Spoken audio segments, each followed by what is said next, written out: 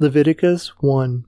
The Lord called to Moses from the tabernacle and said to him, "Give the following instructions to the people of Israel. When you present an animal as an offering to the Lord, you may take it from your herd of cattle or your flock of sheep and goats. If the animal you present as a burnt offering is from the herd, it must be a male with no defects. Bring it to the entrance of the tabernacle so you may be accepted by the Lord. Lay your hand on the animal's head, and the Lord will accept its death in your place to purify you, making you right with him. Then slaughter the young bull in the Lord's presence, and Aaron's sons, the priests, will present the animal's blood by splattering it against all sides of the altar that stands at the entrance to the tabernacle. Then skin the animal and cut it into pieces. The sons of Aaron the priest will build a wood fire on the altar. They will arrange the pieces of the offering, including the head and fat, on the wood burning on the altar. But the internal organs and the legs must first be washed with water. Then the priest will burn the entire sacrifice on the altar as a burnt offering. It is a special gift, a pleasing aroma to the Lord. If the animal you present as a burnt offering is from the flock, it may be either a sheep or a goat, but it must be a male with no defects. Slaughter the animal on the north side of the altar in the Lord's presence, and Aaron's sons, the priests, will splatter its blood against all sides of the altar. Then cut the animal in pieces, and the priest will arrange the pieces of the offering, including the head and fat, on the wood burning on the altar. But the internal organs and the legs must first be washed with water. Then the priest will burn the entire sacrifice on the altar as a burnt offering. It is a special gift, a pleasing aroma to the Lord. If you present a bird as a burnt offering to the Lord, choose either a turtle dove or a young pigeon. The priest will take the bird to the altar, wring off its head, and burn it on the altar. But first he must drain its blood against the side of the altar. The priest must also remove the crop and the feathers, and throw them in the ashes on the east side of the altar. Then, grasping the bird by its wings, the priest will tear the bird open, but without tearing it apart. Then he will burn it as a burnt offering on the wood burning on the altar. It is a special gift, a pleasing aroma to the Lord. Leviticus 2.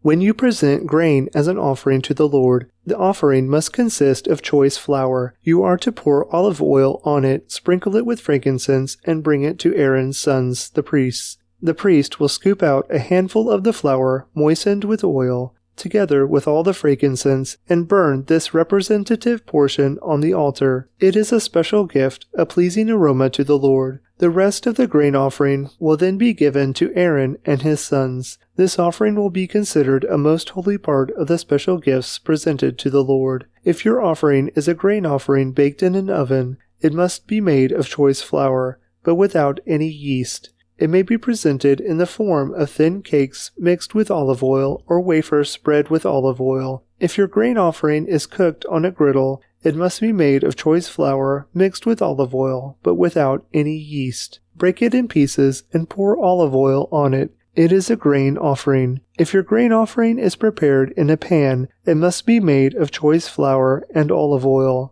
No matter how a grain offering for the Lord has been prepared, bring it to the priest, who will present it at the altar. The priest will take a representative portion of the grain offering and burn it on the altar. It is a special gift, a pleasing aroma to the Lord. The rest of the grain offering will then be given to Aaron and his sons as their food. This offering will be considered a most holy part of the special gifts presented to the Lord. Do not use yeast in preparing any of the grain offerings you present to the Lord, because no yeast or honey may be burned as a special gift presented to the Lord. You may add yeast and honey to an offering of the first crops of your harvest, but these must never be offered on the altar as a pleasing aroma to the Lord. Season all your grain offerings with salt to remind you of God's eternal covenant. Never forget to add salt to your grain offerings. If you present a grain offering to the Lord from the first portion of your harvest, bring fresh grain that is coarsely ground and roasted on a fire. Put olive oil on this grain offering and sprinkle it with frankincense. The priest will take a representative portion of the grain moistened with oil, together with all the frankincense, and burn it as a special gift presented to the Lord.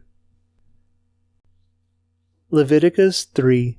If you present an animal from the herd as a peace offering to the Lord, it may be a male or a female, but it must have no defects. Lay your hand on the animal's head and slaughter it at the entrance of the tabernacle. Then Aaron's sons, the priests, will splatter its blood against all sides of the altar. The priest must present part of this peace offering as a special gift to the Lord. This includes all the fat around the internal organs, the 2 kidneys, and the fat around them near the loins, and the long lobe of the liver. These must be removed with the kidneys, and Aaron's sons will burn them on top of the burnt offering on the wood burning on the altar. It is a special gift, a pleasing aroma to the Lord. If you present an animal from the flock as a peace offering to the Lord, it may be a male or a female, but it must have no defects. If you present a sheep as your offering, bring it to the Lord, lay your hand on its head, and slaughter it in front of the tabernacle. Aaron's sons will then splatter the sheep's blood against all sides of the altar. The priest must present the fat of this peace offering as a special gift to the Lord. This includes the fat of the broad tail cut off near the backbone,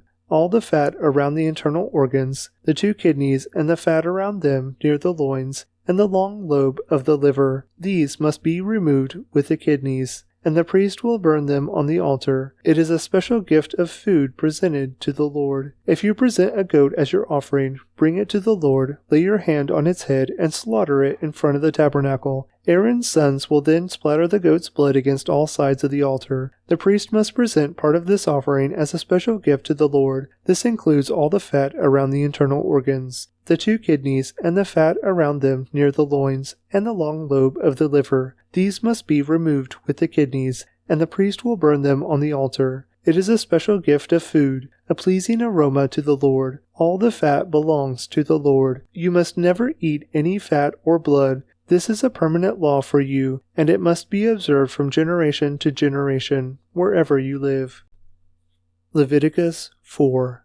Then the Lord said to Moses, "Give the following instructions to the people of Israel. This is how you are to deal with those who sin unintentionally by doing anything that violates one of the Lord's commands. If the high priest sins, bringing guilt upon the entire community, he must give a sin offering for the sin he has committed. He must present to the Lord a young bull with no defects. He must bring the bull to the Lord at the entrance of the tabernacle, lay his hand on the bull's head, and slaughter it before the Lord. The high priest will then take some of the bull's blood into the tabernacle, dip his finger in the blood, and sprinkle it 7 times before the Lord in front of the inner curtain of the sanctuary. The priest will then put some of the blood on the horns of the altar for fragrant incense that stands in the Lord's presence inside the tabernacle. He will pour out the rest of the bull's blood at the base of the altar for burnt offerings at the entrance of the tabernacle. Then the priest must remove all the fat of the bull to be offered as a sin offering. This includes all the fat around the internal organs, the 2 kidneys, and the fat around them near the loins, and the long lobe of the liver. He must remove these along with the kidneys, just as he does with cattle offered as a peace offering, and burn them on the altar of burnt offerings.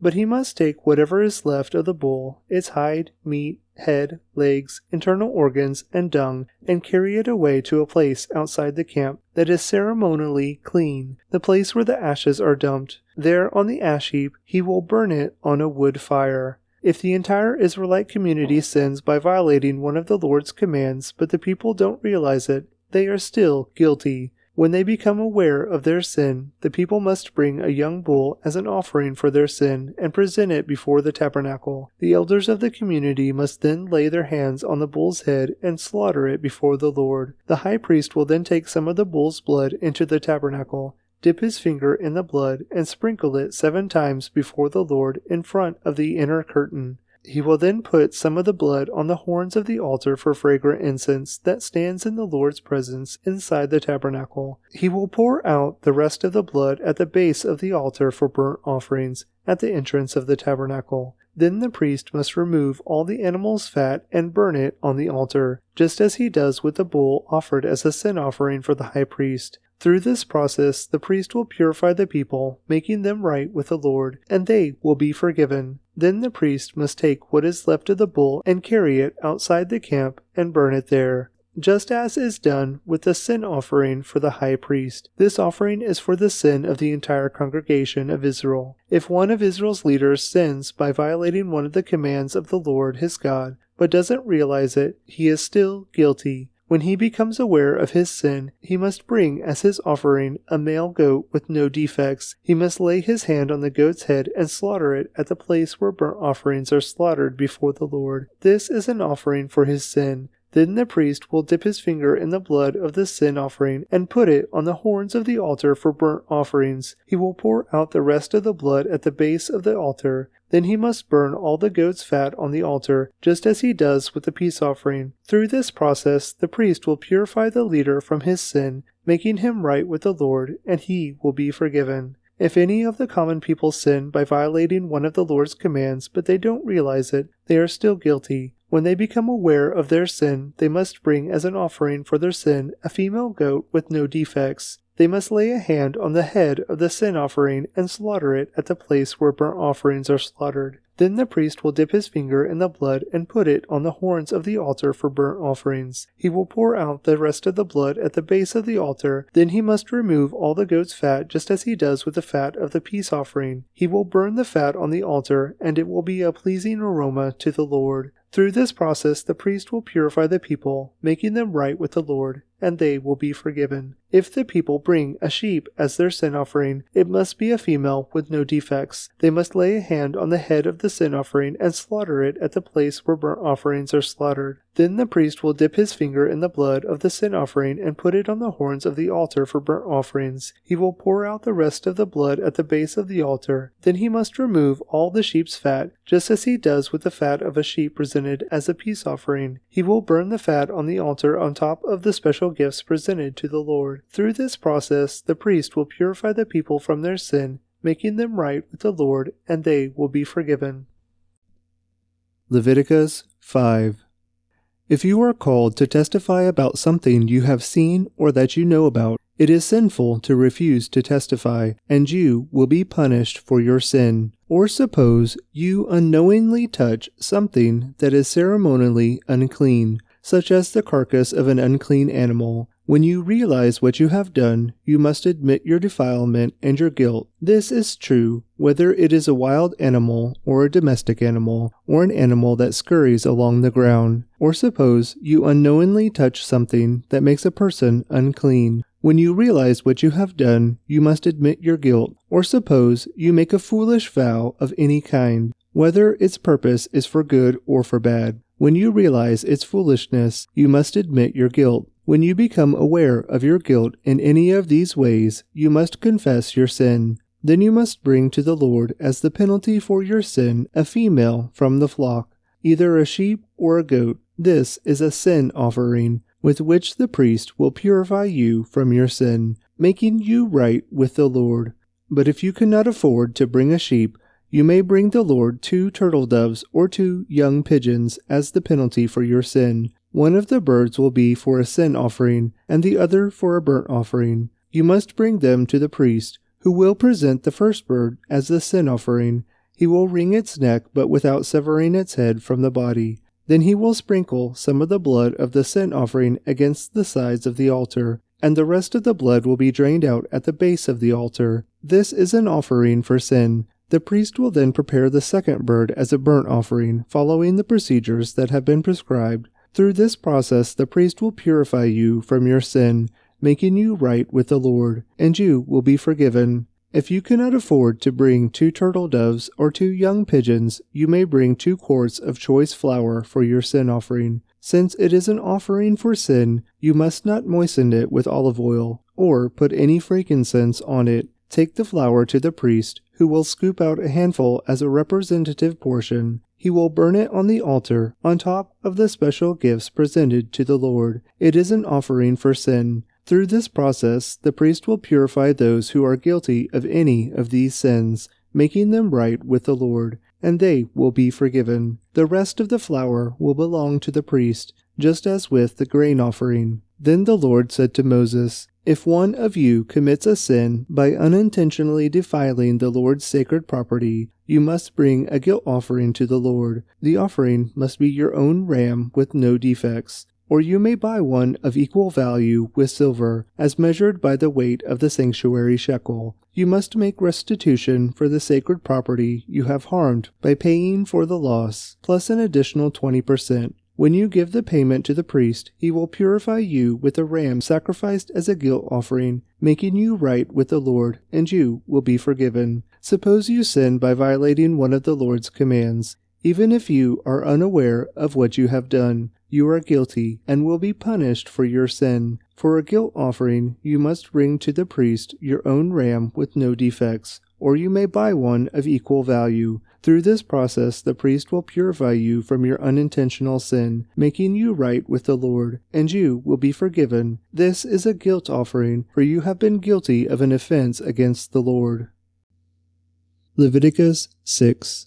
Then the Lord said to Moses, Suppose one of you sins against your associate and is unfaithful to the Lord. Suppose you cheat in a deal involving a security deposit, or you steal or commit fraud, or you find lost property and lie about it, or you lie while swearing to tell the truth, or you commit any other such sin. If you have sinned in any of these ways, you are guilty. You must give back whatever you stole, or the money you took by extortion, or the security deposit or the lost property you found, or anything obtained by swearing falsely.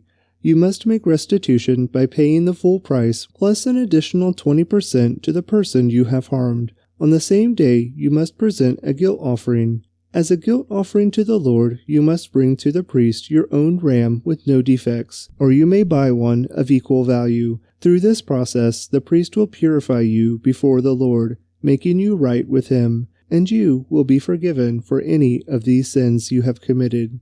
Then the Lord said to Moses, Give Aaron and his sons the following instructions regarding the burnt offering. The burnt offering must be left on top of the altar until the next morning, and the fire on the altar must be kept burning all night. In the morning, after the priest on duty has put on his official linen clothing and linen undergarments, he must clean out the ashes of the burnt offering and put them beside the altar. Then he must take off these garments, change back into his regular clothes, and carry the ashes outside the camp to a place that is ceremonially clean. Meanwhile, the fire on the altar must be kept burning. It must never go out. Each morning the priest will add fresh wood to the fire and arrange the burnt offering on it. He will then burn the fat of the peace offerings on it.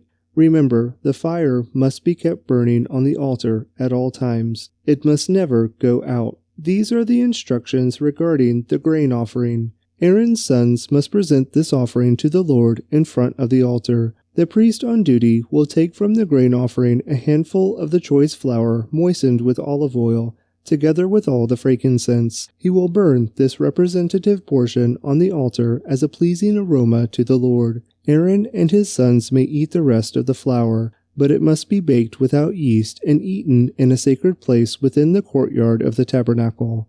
Remember, it must never be prepared with yeast. I have given it to the priests as their share of the special gifts presented to me. Like the sin offering and the guilt offering, it is most holy. Any of Aaron's male descendants may eat from the special gifts presented to the Lord. This is their permanent right from generation to generation. Anyone or anything that touches these offerings will become holy. Then the Lord said to Moses, On the day Aaron and his sons are anointed, they must present to the Lord the standard grain offering of 2 quarts of choice flour, half to be offered in the morning and half to be offered in the evening. It must be carefully mixed with olive oil and cooked on a griddle. Then slice this grain offering and present it as a pleasing aroma to the Lord. In each generation, the high priest who succeeds Aaron must prepare this same offering. It belongs to the Lord and must be burned up completely. This is a permanent law. All such grain offerings of a priest must be burned up entirely. None of it may be eaten. Then the Lord said to Moses, Give Aaron and his sons the following instructions regarding the sin offering. The animal given as an offering for sin is a most holy offering, and it must be slaughtered in the Lord's presence at the place where the burnt offerings are slaughtered. The priest who offers the sacrifice as a sin offering must eat his portion in a sacred place within the courtyard of the tabernacle. Anyone or anything that touches the sacrificial meat will become holy. If any of the sacrificial blood splatters on a person's clothing, the soiled garment must be washed in a sacred place. If a clay pot is used to boil the sacrificial meat, it must then be broken. If a bronze pot is used, it must be scoured and thoroughly rinsed with water. Any male from a priest's family may eat from this offering. It is most holy. But the offering for sin may not be eaten if its blood was brought into the tabernacle as an offering for purification in the holy place. It must be completely burned with fire. Leviticus 7.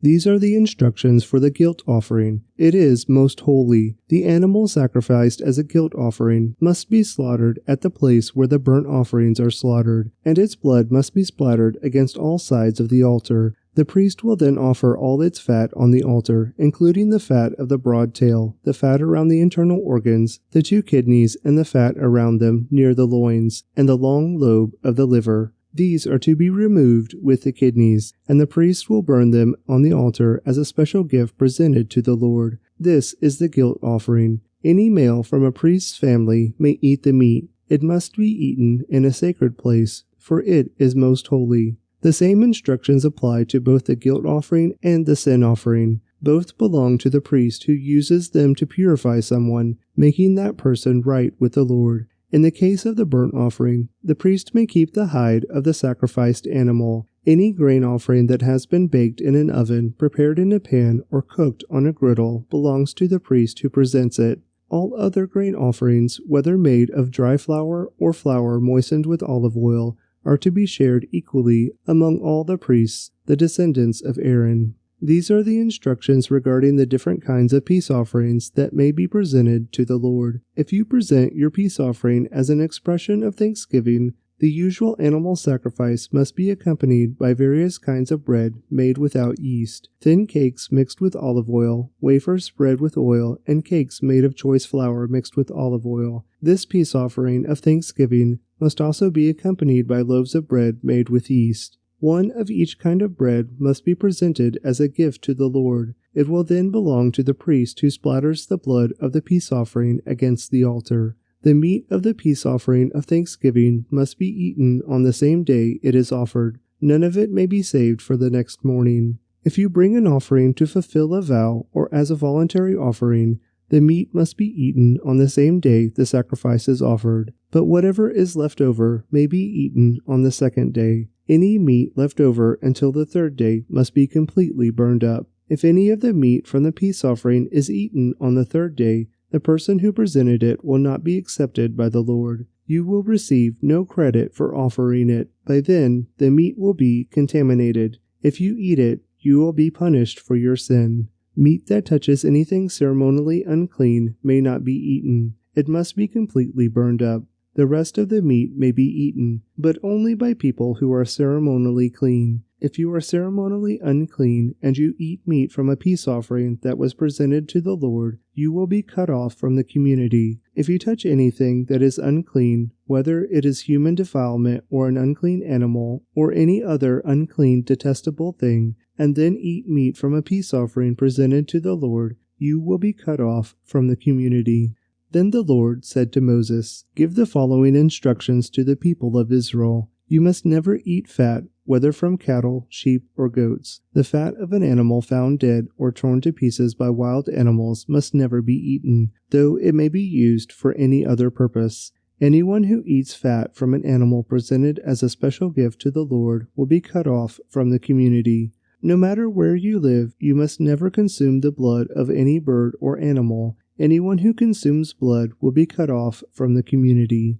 Then the Lord said to Moses, "Give the following instructions to the people of Israel. When you present a peace offering to the Lord, bring part of it as a gift to the Lord. Present it to the Lord with your own hands as a special gift to the Lord. Bring the fat of the animal together with the breast, and lift up the breast as a special offering to the Lord. Then the priest will burn the fat on the altar, but the breast will belong to Aaron and his descendants. Give the right thigh of your peace offering to the priest as a gift. The right thigh must always be given to the priest who offers the blood and the fat of the peace offering, for I have reserved the breast of the special offering and the right thigh of the sacred offering for the priests. It is the permanent right of Aaron and his descendants to share in the peace offerings brought by the people of Israel. This is their rightful share. The special gifts presented to the Lord have been reserved for Aaron and his descendants from the time they were set apart to serve the Lord as priests. On the day they were anointed, the Lord commanded the Israelites to give these portions to the priests as their permanent share from generation to generation. These are the instructions for the burnt offering,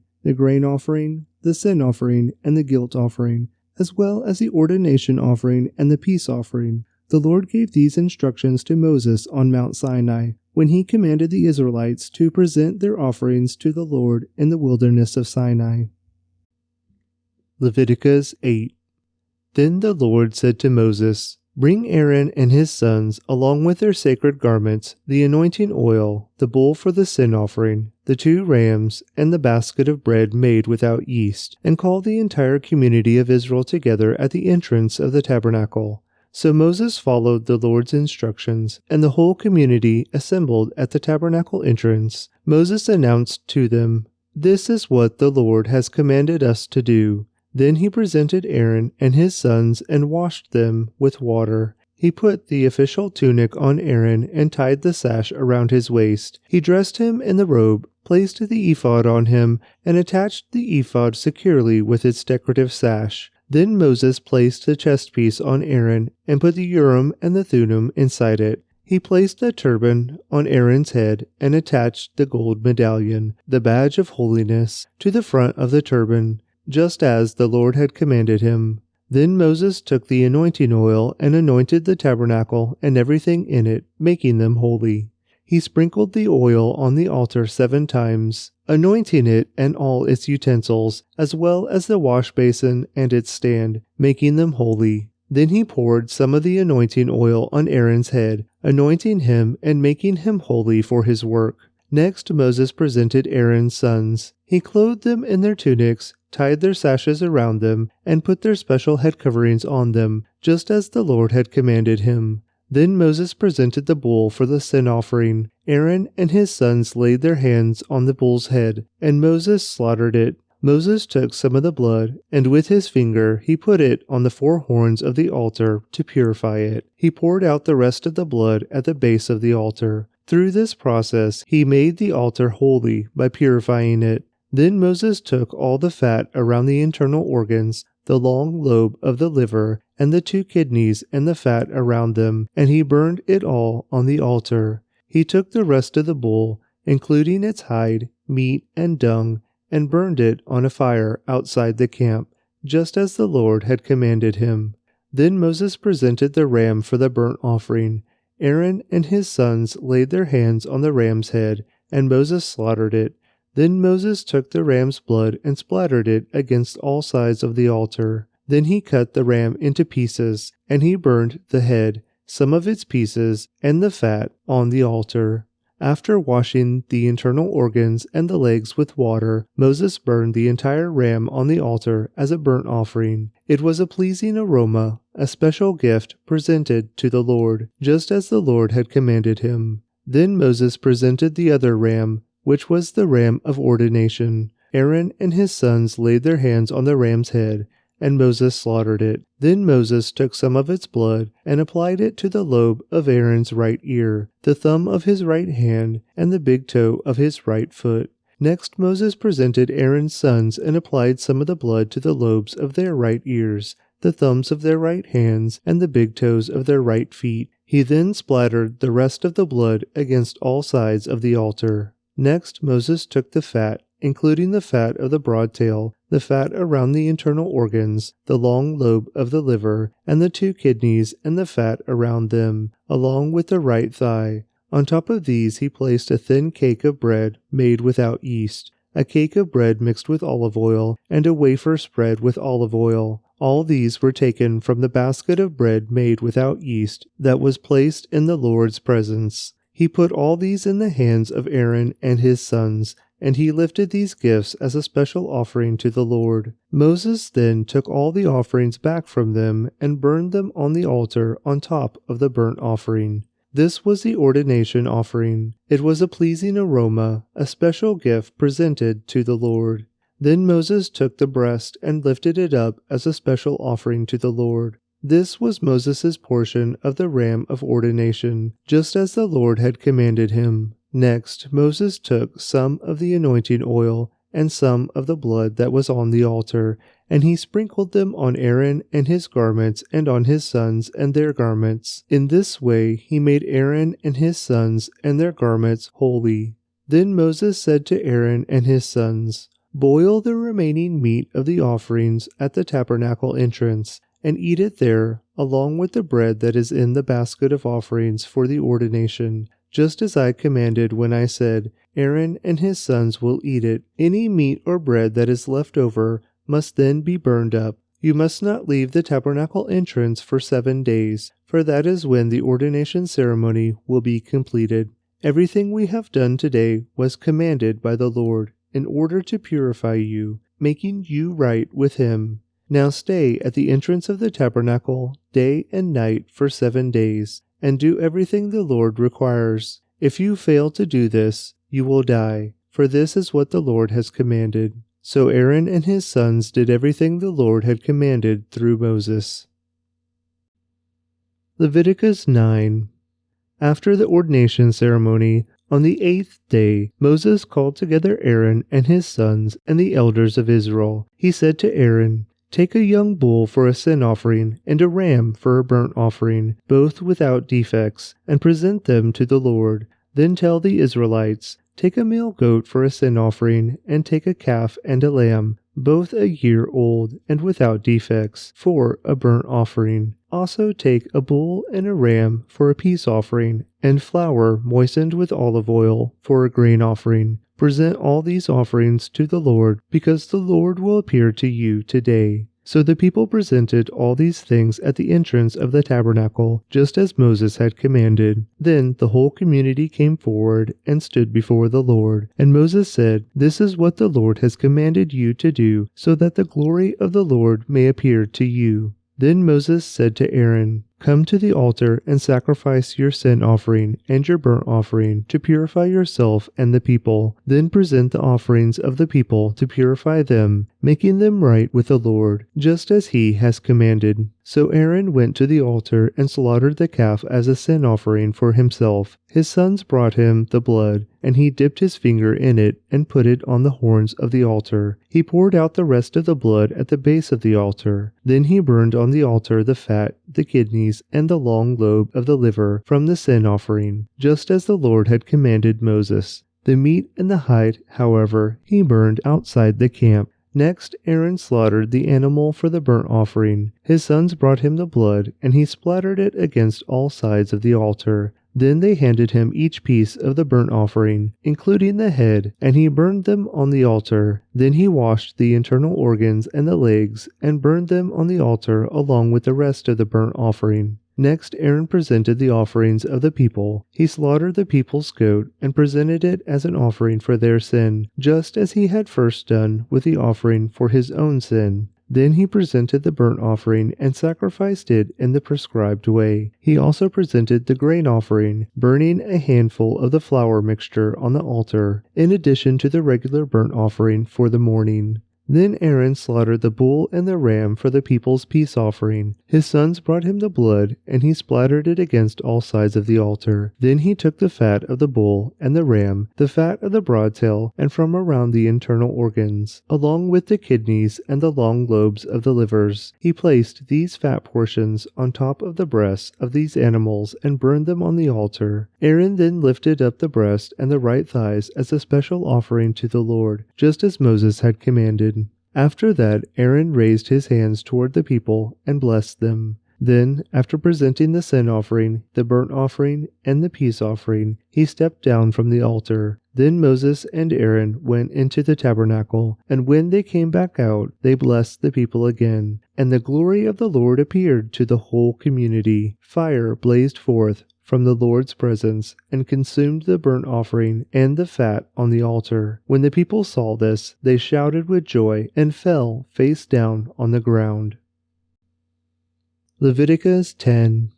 Aaron's sons Nadab and Abihu put coals of fire in their incense burners and sprinkled incense over them. In this way they disobeyed the Lord by burning before him the wrong kind of fire, different than he had commanded. So fire blazed forth from the Lord's presence and burned them up, and they died there before the Lord. Then Moses said to Aaron, "This is what the Lord meant when he said, 'I will display my holiness through those who come near me. I will display my glory before all the people.'" And Aaron was silent. Then Moses called for Mishael and Elzaphan, Aaron's cousins, the sons of Aaron's uncle Uzziel. He said to them, "Come forward and carry away the bodies of your relatives from in front of the sanctuary to a place outside the camp." So they came forward and picked them up by their garments and carried them out of the camp, just as Moses had commanded. Then Moses said to Aaron and his sons Eleazar and Ithamar, "Do not show grief by leaving your hair uncombed or by tearing your clothes.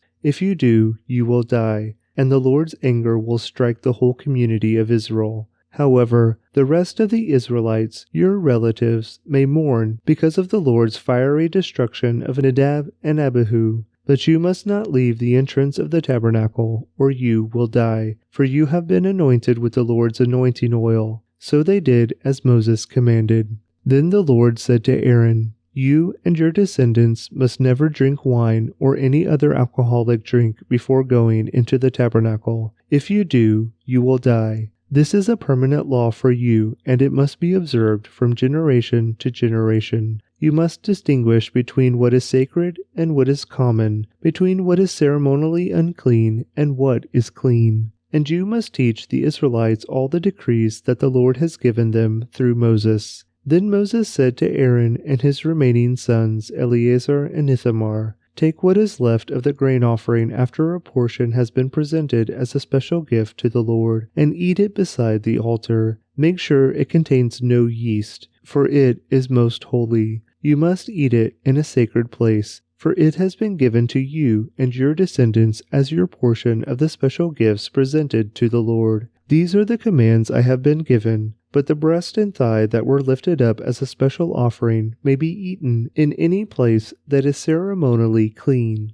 These parts have been given to you and your descendants as your portion of the peace offerings presented by the people of Israel. You must lift up the thigh and breast as a special offering to the Lord, along with the fat of the special gifts. These parts will belong to you and your descendants as your permanent right, just as the Lord has commanded." Moses then asked them what had happened to the goat of the sin offering. When he discovered it had been burned up, he became very angry with Eleazar and Ithamar, Aaron's remaining sons. "Why didn't you eat the sin offering in the sacred area?" he demanded. "It is a holy offering. The Lord has given it to you to remove the guilt of the community and to purify the people, making them right with the Lord. Since the animal's blood was not brought into the holy place, you should have eaten the meat in the sacred area as I ordered you." Then Aaron answered Moses, "Today my sons presented both their sin offering and their burnt offering to the Lord, and yet this tragedy has happened to me. If I had eaten the people's sin offering on such a tragic day as this, would the Lord have been pleased?"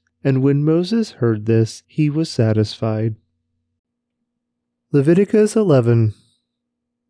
Then the Lord said to Moses and Aaron, "Give the following instructions to the people of Israel. Of all the land animals, these are the ones you may use for food. You may eat any animal that has completely split hooves, and choose the cud. You may not, however, eat the following animals that have split hooves or that chew the cud, but not both. The camel chews the cud, but does not have split hooves, so it is ceremonially unclean for you. The hyrax chews the cud, but does not have split hooves, so it is unclean.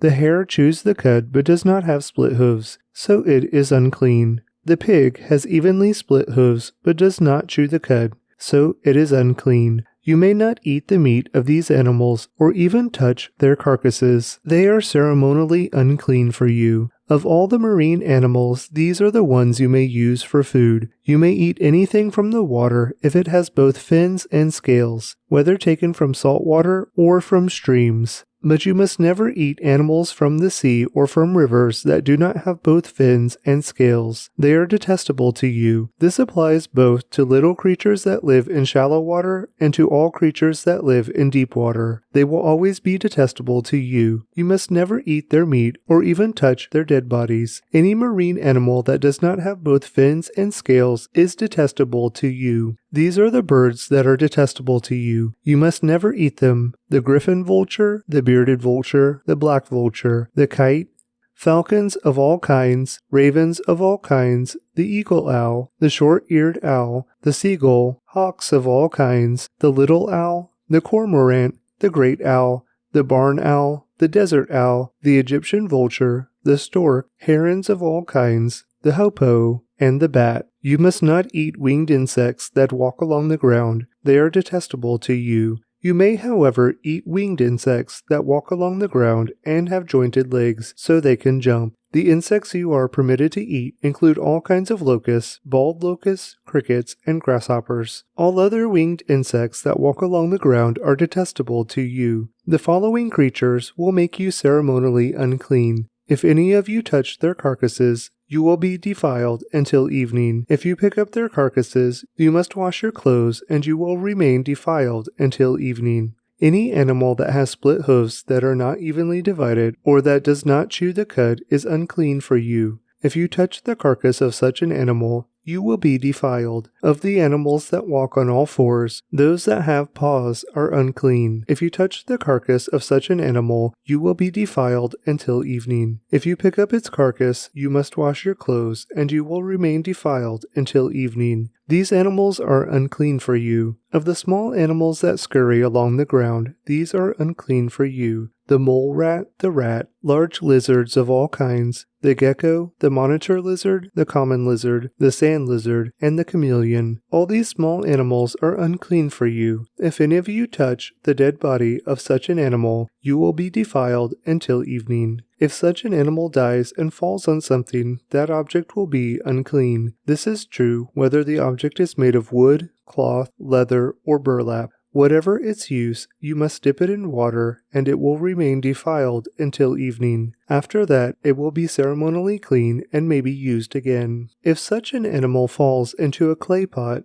everything in the pot will be defiled, and the pot must be smashed. If the water from such a container spills on any food, the food will be defiled, and any beverage in such a container will be defiled. Any object on which the carcass of such an animal falls will be defiled. If it is an oven or hearth, it must be destroyed, for it is defiled, and you must treat it accordingly. However, if the carcass of such an animal falls into a spring or a cistern, the water will still be clean, but anyone who touches the carcass will be defiled. If the carcass falls on seed grain to be planted in the field, the seed will still be considered clean. But if the seed is wet when the carcass falls on it, the seed will be defiled. If an animal you are permitted to eat dies and you touch its carcass, you will be defiled until evening. If you eat any of its meat or carry away its carcass, you must wash your clothes, and you will remain defiled until evening. All small animals that scurry along the ground are detestable, and you must never eat them. This includes all animals that slither along on their bellies, as well as those with 4 legs and those with many feet. All such animals that scurry along the ground are detestable, and you must never eat them.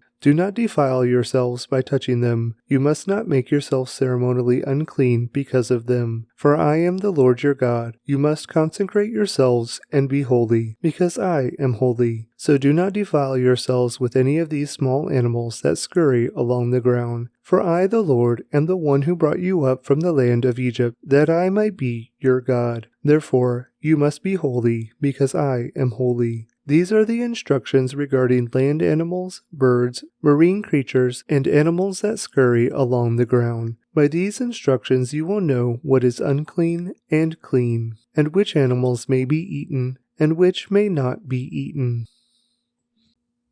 Leviticus 12. The Lord said to Moses, "Give the following instructions to the people of Israel. If a woman becomes pregnant and gives birth to a son, she will be ceremonially unclean for 7 days, just as she is unclean during her menstrual period. On the 8th day, the boy's foreskin must be circumcised. After waiting 33 days, she will be purified from the bleeding of childbirth. During this time of purification, she must not touch anything that is set apart as holy, and she must not enter the sanctuary until her time of purification is over. If a woman gives birth to a daughter, she will be ceremonially unclean for 2 weeks, just as she is unclean during her menstrual period. After waiting 66 days, she will be purified from the bleeding of childbirth. When the time of purification is completed for either a son or a daughter, the woman must bring a 1-year-old lamb for a burnt offering and a young pigeon or turtle dove for a purification offering. She must bring her offerings to the priest at the entrance of the tabernacle. The priest will then present them to the Lord to purify her. Then she will be ceremonially clean again after her bleeding at childbirth. These are the instructions for a woman after the birth of a son or a daughter. If a woman cannot afford to bring a lamb, she must bring 2 turtle doves or 2 young pigeons. One will be for the burnt offering and the other for the purification offering. The priest will sacrifice them to purify her, and she will be ceremonially clean. Leviticus 13. The Lord said to Moses and Aaron, "If anyone has a swelling or a rash or discolored skin that might develop into a serious skin disease, that person must be brought to Aaron the priest or to one of his sons. The priest will examine the affected area of the skin. If the hair in the affected area has turned white and the problem appears to be more than skin deep, it is a serious skin disease, and the priest who examines it must pronounce the person ceremonially unclean. But if the affected area of the skin is only a white discoloration and does not appear to be more than skin deep, and if the hair on the spot has not turned white, the priest will quarantine the person for 7 days. On the 7th day, the priest will make another examination. If he finds the affected area has not changed and the problem has not spread on the skin, the priest will quarantine the person for 7 more days. On the 7th day, the priest will make another examination. If he finds the affected area has faded and has not spread, the priest will pronounce the person ceremonially clean. It was only a rash. The person's clothing must be washed, and the person will be ceremonially clean. But if the rash continues to spread after the person has been examined by the priest and has been pronounced clean, the infected person must return to be examined again. If the priest finds that the rash has spread, he must pronounce the person ceremonially unclean, for it is indeed a skin disease. Anyone who develops a serious skin disease must go to the priest for an examination. If the priest finds a white swelling on the skin and some hair on the spot has turned white, and there is an open sore in the affected area, it is a chronic skin disease, and the priest must pronounce the person ceremonially unclean. In such cases, the person need not be quarantined, for it is obvious that the skin is defiled by the disease. Now suppose the disease has spread all over the person's skin, covering the body from head to foot. When the priest examines the infected person and finds that the disease covers the entire body, he will pronounce the person ceremonially clean. Since the skin has turned completely white, the person is clean. But if any open sores appear, the infected person will be pronounced ceremonially unclean. The priest must make this pronouncement as soon as he sees an open sore, since open sores indicate the presence of a skin disease. However, if the open sores heal and turn white like the rest of the skin, the person must return to the priest for another examination. If the affected areas have indeed turned white, the priest will then pronounce the person ceremonially clean by declaring, "You are clean." If anyone has a boil on the skin that has started to heal, but a white swelling or a reddish-white spot develops in its place, that person must go to the priest to be examined. If the priest examines it and finds it to be more than skin deep, and if the hair in the infected area has turned white, the priest must pronounce the person ceremonially unclean. The boil has become a serious skin disease. But if the priest finds no white hair on the affected area and the problem appears to be no more than skin deep, and has faded, the priest must quarantine the person for 7 days. If during that time the affected area spreads on the skin, the priest must pronounce the person ceremonially unclean, because it is a serious disease. But if the area grows no larger and does not spread, it is merely the scar from the boil, and the priest will pronounce the person ceremonially clean. If anyone has suffered a burn on the skin and the burned area changes color, becoming either reddish white or shiny white, the priest must examine it. If he finds that the hair in the affected area has turned white and the problem appears to be more than skin deep, a skin disease has broken out in the burn. The priest must then pronounce the person ceremonially unclean, for it is clearly a serious skin disease. But if the priest finds no white hair on the affected area and the problem appears to be no more than skin deep and has faded, the priest must quarantine the infected person for 7 days. On the 7th day, the priest must examine the person again. If the affected area has spread on the skin, the priest must pronounce that person ceremonially unclean, for it is clearly a serious skin disease. But if the affected area has not changed or spread on the skin and has faded, it is simply a swelling from the burn. The priest will then pronounce the person ceremonially clean, for it is only the scar from the burn. If anyone, either a man or woman, has a sore on his head or chin, the priest must examine it. If he finds it is more than skin deep and has fine yellow hair on it, the priest must pronounce the person ceremonially unclean. It is a scabby sore of the head or chin. If the priest examines the scabby sore and finds that it is only skin deep, but there is no black hair on it, he must quarantine the person for 7 days. On the 7th day, the priest must examine the sore again. If he finds that the scabby sore has not spread and there is no yellow hair on it and it appears to be only skin deep, the person must shave off all hair except the hair on the affected area. Then the priest must quarantine the person for another 7 days. On the 7th day, he will examine the sore again. If it has not spread and appears to be no more than skin deep, the priest will pronounce the person ceremonially clean. The person's clothing must be washed, and the person will be ceremonially clean. But if the scabby sore begins to spread after the person is pronounced clean, the priest must do another examination. If he finds that the sore has spread, the priest does not need to look for yellow hair. The infected person is ceremonially unclean. But if the color of the scabby sore does not change and black hair has grown on it, it has healed. The priest will then pronounce the person ceremonially clean.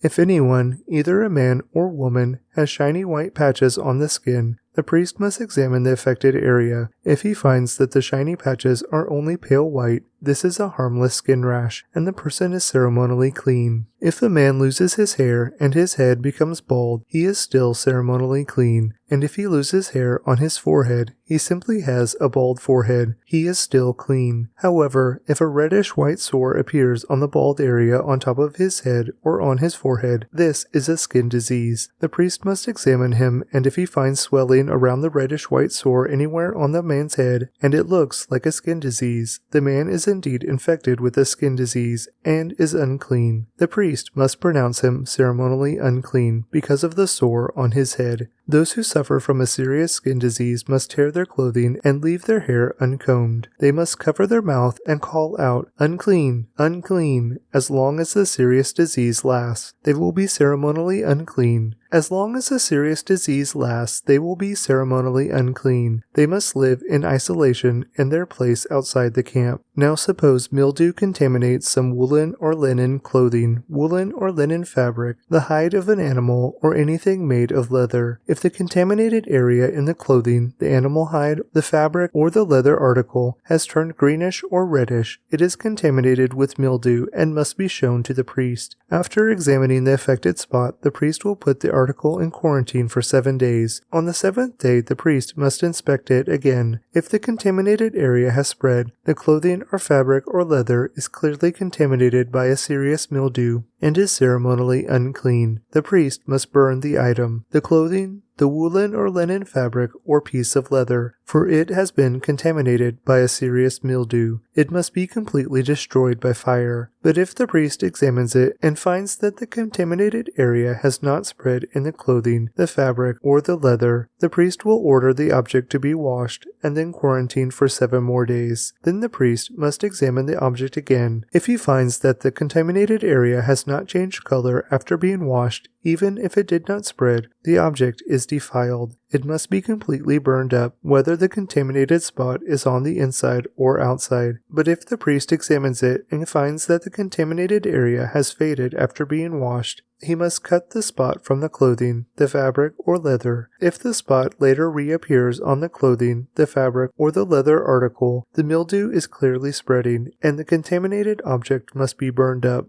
But if the spot disappears from the clothing, the fabric, or the leather article after it has been washed, it must be washed again. Then it will be ceremonially clean. These are the instructions for dealing with mildew that contaminates woolen or linen clothing or fabric or anything made of leather. This is how the priest will determine whether these items are ceremonially clean or unclean. Leviticus 14.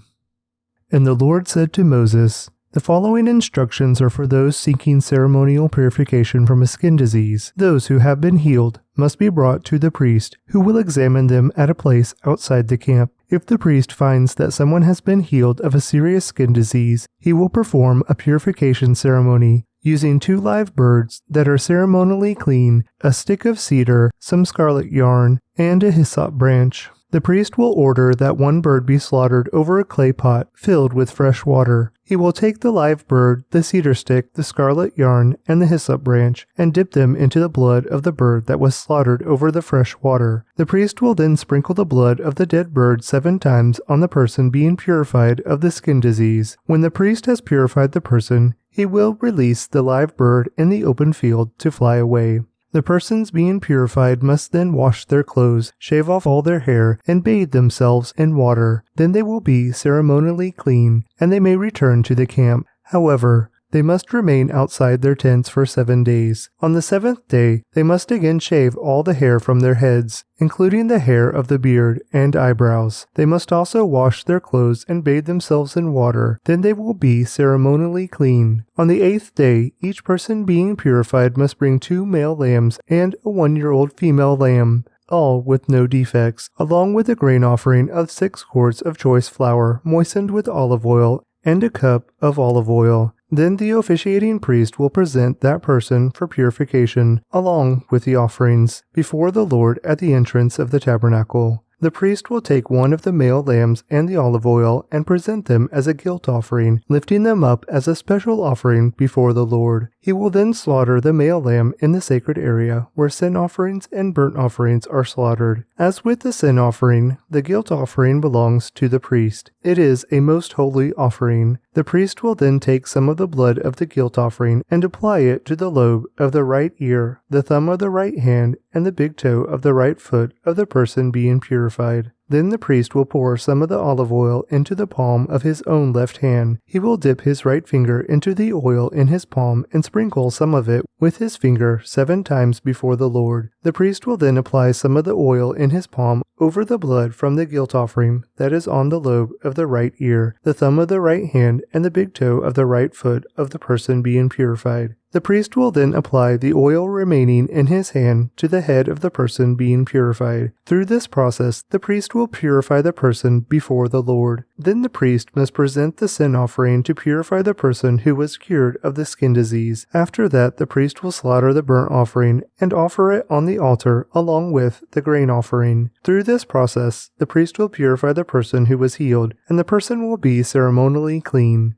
But anyone who is too poor and cannot afford these offerings may bring 1 male lamb for a guilt offering, to be lifted up as a special offering for purification. The person must also bring 2 quarts of choice flour moistened with olive oil for the grain offering and a cup of olive oil. The offering must also include 2 turtle doves or 2 young pigeons, whichever the person can afford. 1 of the pair must be used for the sin offering and the other for a burnt offering. On the 8th day of the purification ceremony, the person being purified must bring the offerings to the priest in the Lord's presence at the entrance of the tabernacle. The priest will take the lamb for the guilt offering along with the olive oil and lift them up as a special offering to the Lord. Then the priest will slaughter the lamb for the guilt offering. He will take some of its blood and apply it to the lobe of the right ear, the thumb of the right hand, and the big toe of the right foot of the person being purified. The priest will also pour some of the olive oil into the palm of his own left hand. He will dip his right finger into the oil in his palm and sprinkle some of it 7 times before the Lord. The priest will then apply some of the oil in his palm over the blood from the guilt offering that is on the lobe of the right ear, the thumb of the right hand, and the big toe of the right foot of the person being purified. The priest will apply the oil remaining in his hand to the head of the person being purified. Through this process, the priest will purify the person before the Lord. Then the priest will offer the 2 turtle doves or the 2 young pigeons, whichever the person can afford. One of them is for a sin offering and the other for a burnt offering, to be presented along with the grain offering. Through this process, the priest will purify the person before the Lord. These are the instructions for purification for those who have recovered from a serious skin disease, but who cannot afford to bring the offerings normally required for the ceremony of purification. Then the Lord said to Moses and Aaron, "When you arrive in Canaan, the land I am giving you as your own possession, I may contaminate some of the houses in your land with mildew. The owner of such a house must then go to the priest and say, 'It appears that my house has some kind of mildew.' Before the priest goes in to inspect the house, he must have the house emptied, so nothing inside will be pronounced ceremonially unclean. Then the priest will go in and examine the mildew on the walls. If he finds greenish or reddish streaks and the contamination appears to go deeper than the wall surface, the priest will step outside the door and put the house in quarantine for 7 days. On the 7th day, the priest must return for another inspection. If he finds that the mildew on the walls of the house has spread, the priest must order that the stones from those areas be removed. The contaminated material will then be taken outside the town to an area designated as ceremonially unclean. Next, the inside walls of the entire house must be scraped thoroughly, and the scrapings dumped in the unclean place outside the town. Other stones will be brought in to replace the ones that were removed, and the walls will be replastered. But if the mildew reappears after all the stones have been replaced and the house has been scraped and replastered,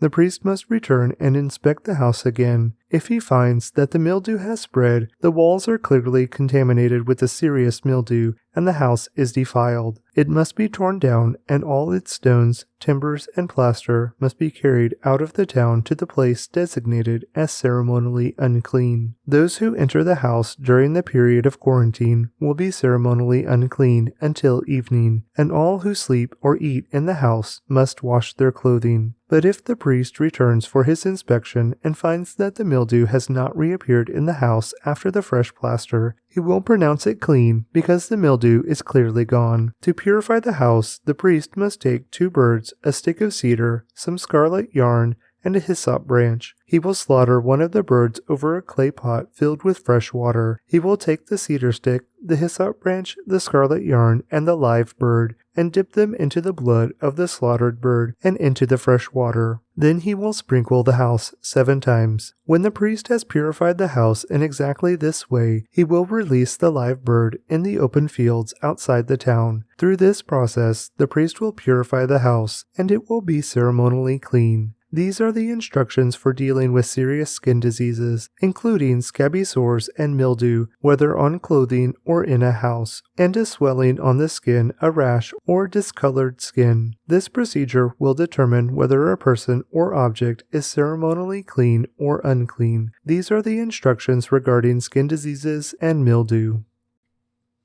Leviticus 15.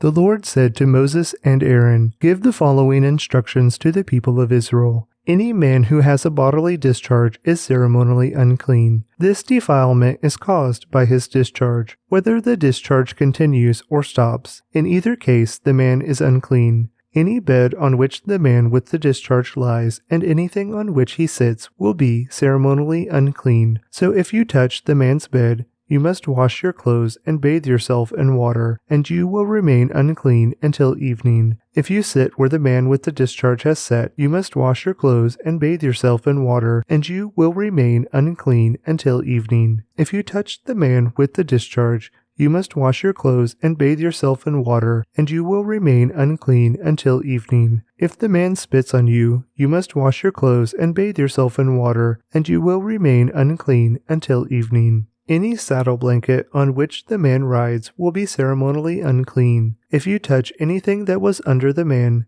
you will be unclean until evening. You must wash your clothes and bathe yourself in water, and you will remain unclean until evening. If the man touches you, without first rinsing his hands, you must wash your clothes and bathe yourself in water, and you will remain unclean until evening. Any clay pot the man touches must be broken, and any wooden utensil he touches must be rinsed with water. When the man with the discharge is healed, he must count off 7 days for the period of purification. Then he must wash his clothes and bathe himself in fresh water, and he will be ceremonially clean. On the 8th day he must get 2 turtle doves or 2 young pigeons and come before the Lord at the entrance of the tabernacle and give his offering to the priest. The priest will offer 1 bird for a sin offering and the other for a burnt offering. Through this process, the priest will purify the man before the Lord for his discharge. Whenever a man has an emission of semen, he must bathe his entire body in water, and he will remain ceremonially unclean until the next evening.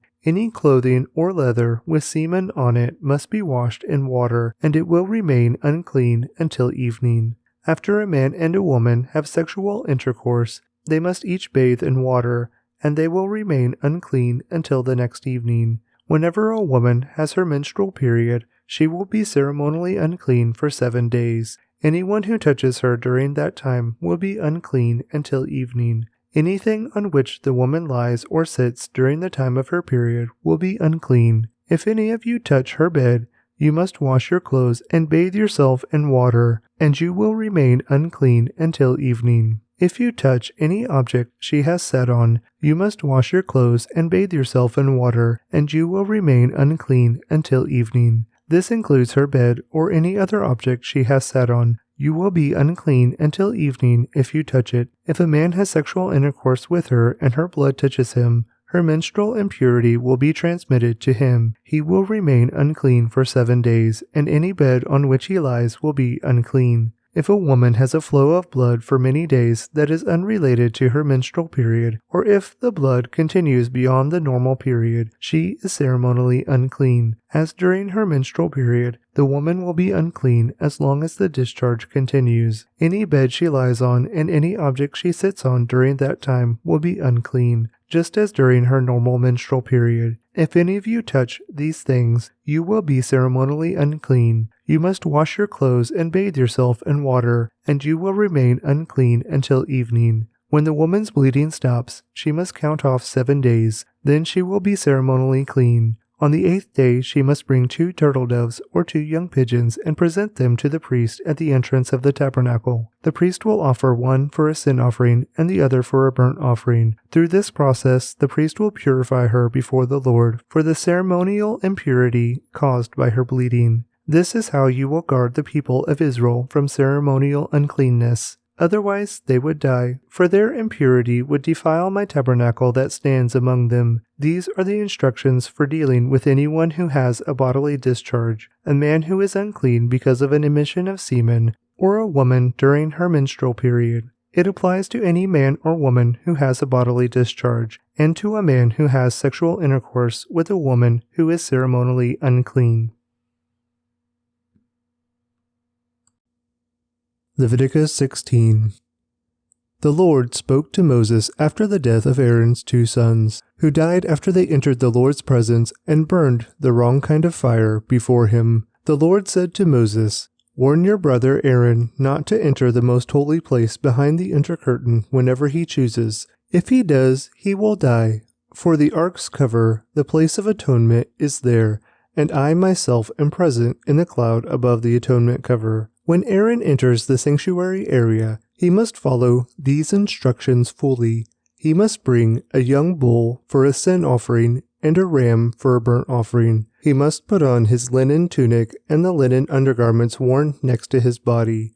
He must tie the linen sash around his waist and put the linen turban on his head. These are sacred garments, so he must bathe himself in water before he puts them on. Aaron must take from the community of Israel 2 male goats for a sin offering and a ram for a burnt offering. Aaron will present his own bull as a sin offering to purify himself and his family, making them right with the Lord. Then he must take the 2 male goats and present them to the Lord at the entrance of the tabernacle. He is to cast sacred lots to determine which goat will be reserved as an offering to the Lord and which will carry the sins of the people to the wilderness of Azazel. Aaron will then present as a sin offering the goat chosen by lot for the Lord. The other goat, the scapegoat chosen by lot to be sent away, will be kept alive, standing before the Lord. When it is sent away to Azazel in the wilderness, the people will be purified and made right with the Lord. Aaron will present his own bull as a sin offering to purify himself and his family, making them right with the Lord. After he has slaughtered the bull as a sin offering, he will fill an incense burner with burning coals from the altar that stands before the Lord. Then he will take 2 handfuls of fragrant powdered incense and will carry the burner and the incense behind the inner curtain. There, in the Lord's presence, he will put the incense on the burning coals so that a cloud of incense will rise over the ark's cover, the place of atonement, that rests on the Ark of the Covenant. If he follows these instructions, he will not die. Then he must take some of the blood of the bull, dip his finger in it, and sprinkle it on the east side of the atonement cover. He must sprinkle blood 7 times with his finger in front of the atonement cover. Then Aaron must slaughter the first goat as a sin offering for the people and carry its blood behind the inner curtain. There he will sprinkle the goat's blood over the atonement cover and in front of it, just as he did with the bull's blood. Through this process, he will purify the most holy place, and he will do the same for the entire tabernacle. Because of the defiling sin and rebellion of the Israelites, no one else is allowed inside the tabernacle when Aaron enters it for the purification ceremony in the most holy place. No one may enter until he comes out again after purifying himself, his family, and all the congregation of Israel, making them right with the Lord. Then Aaron will come out to purify the altar that stands before the Lord. He will do this by taking some of the blood from the bull and the goat and putting it on each of the horns of the altar. Then he must sprinkle the blood with his finger 7 times over the altar. In this way he will cleanse it from Israel's defilement and make it holy. When Aaron has finished purifying the most holy place and the tabernacle and the altar, he must present the live goat. He will lay both of his hands on the goat's head and confess over it all the wickedness, rebellion, and sins of the people of Israel. In this way, he will transfer the people's sins to the head of the goat. Then a man specially chosen for the task will drive the goat into the wilderness. As the goat goes into the wilderness, it will carry all the people's sins upon itself into a desolate land. When Aaron goes back into the tabernacle, he must take off the linen garments he was wearing when he entered the most holy place, and he must leave the garments there. Then he must bathe himself with water in a sacred place, put on his regular garments, and go out to sacrifice a burnt offering for himself and a burnt offering for the people. Through this process he will purify himself and the people, making them right with the Lord. He must then burn all the fat of the sin offering on the altar. The man chosen to drive the scapegoat into the wilderness of Azazel must wash his clothes and bathe himself in water. Then he may return to the camp. The bull and the goat presented as sin offerings, whose blood Aaron takes into the most holy place for the purification ceremony, will be carried outside the camp. The animal's hides, internal organs, and dung are all to be burned. The man who burns them must wash his clothes and bathe himself in water before returning to the camp. On the 10th day of the appointed month in early autumn, you must deny yourselves. Neither native-born Israelites nor foreigners living among you may do any kind of work. This is a permanent law for you. On that day, offerings of purification will be made for you, and you will be purified in the Lord's presence from all your sins. It will be a Sabbath day of complete rest for you, and you must deny yourselves. This is a permanent law for you. In future generations, the purification ceremony will be performed by the priest who has been anointed and ordained to serve as high priest in place of his ancestor Aaron. He will put on the holy linen garments and purify the most holy place, the tabernacle, the altar, the priests, and the entire congregation. This is a permanent law for you, to purify the people of Israel from their sins, making them right with the Lord once each year. Moses followed all these instructions exactly as the Lord had commanded him. Leviticus 17. Then the Lord said to Moses, "Give the following instructions to Aaron and his sons and all the people of Israel. This is what the Lord has commanded. If any native Israelite sacrifices a bull or a lamb or a goat anywhere inside or outside the camp, instead of bringing it to the entrance of the tabernacle to present it as an offering to the Lord, that person will be as guilty as a murderer. Such a person has shed blood and will be cut off from the community. The purpose of this rule is to stop the Israelites from sacrificing animals in the open fields.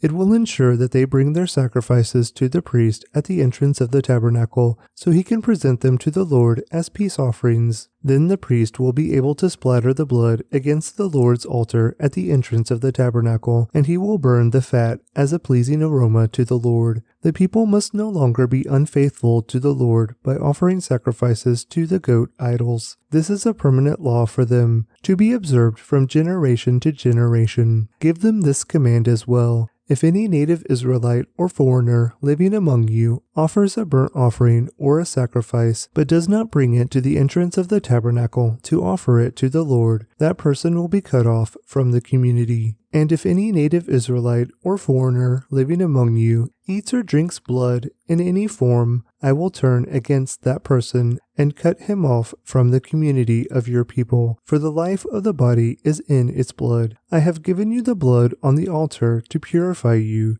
making you right with the Lord. It is the blood given in exchange for a life that makes purification possible. That is why I have said to the people of Israel, you must never eat or drink blood, neither you nor the foreigners living among you. And if any native Israelite or foreigner living among you goes hunting and kills an animal or bird that is approved for eating, he must drain its blood and cover it with earth. The life of every creature is in its blood. That is why I have said to the people of Israel, you must never eat or drink blood, for the life of any creature is in its blood. So whoever consumes blood will be cut off from the community. And if any native-born Israelites or foreigners eat the meat of an animal that died naturally or was torn up by wild animals, they must wash their clothes and bathe themselves in water. They will remain ceremonially unclean until evening, but then they will be clean. But if they do not wash their clothes and bathe themselves, they will be punished for their sin. Leviticus 18. Then the Lord said to Moses, give the following instructions to the people of Israel. I am the Lord your God, so do not act like the people in Egypt, where you used to live, or like the people of Canaan, where I am taking you. You must not imitate their way of life. You must obey all my regulations and be careful to obey my decrees, for I am the Lord your God. If you obey my decrees and my regulations, you will find life through them. I am the Lord. You must never have sexual relations with a close relative, for I am the Lord. Do not violate your father by having sexual relations with your mother.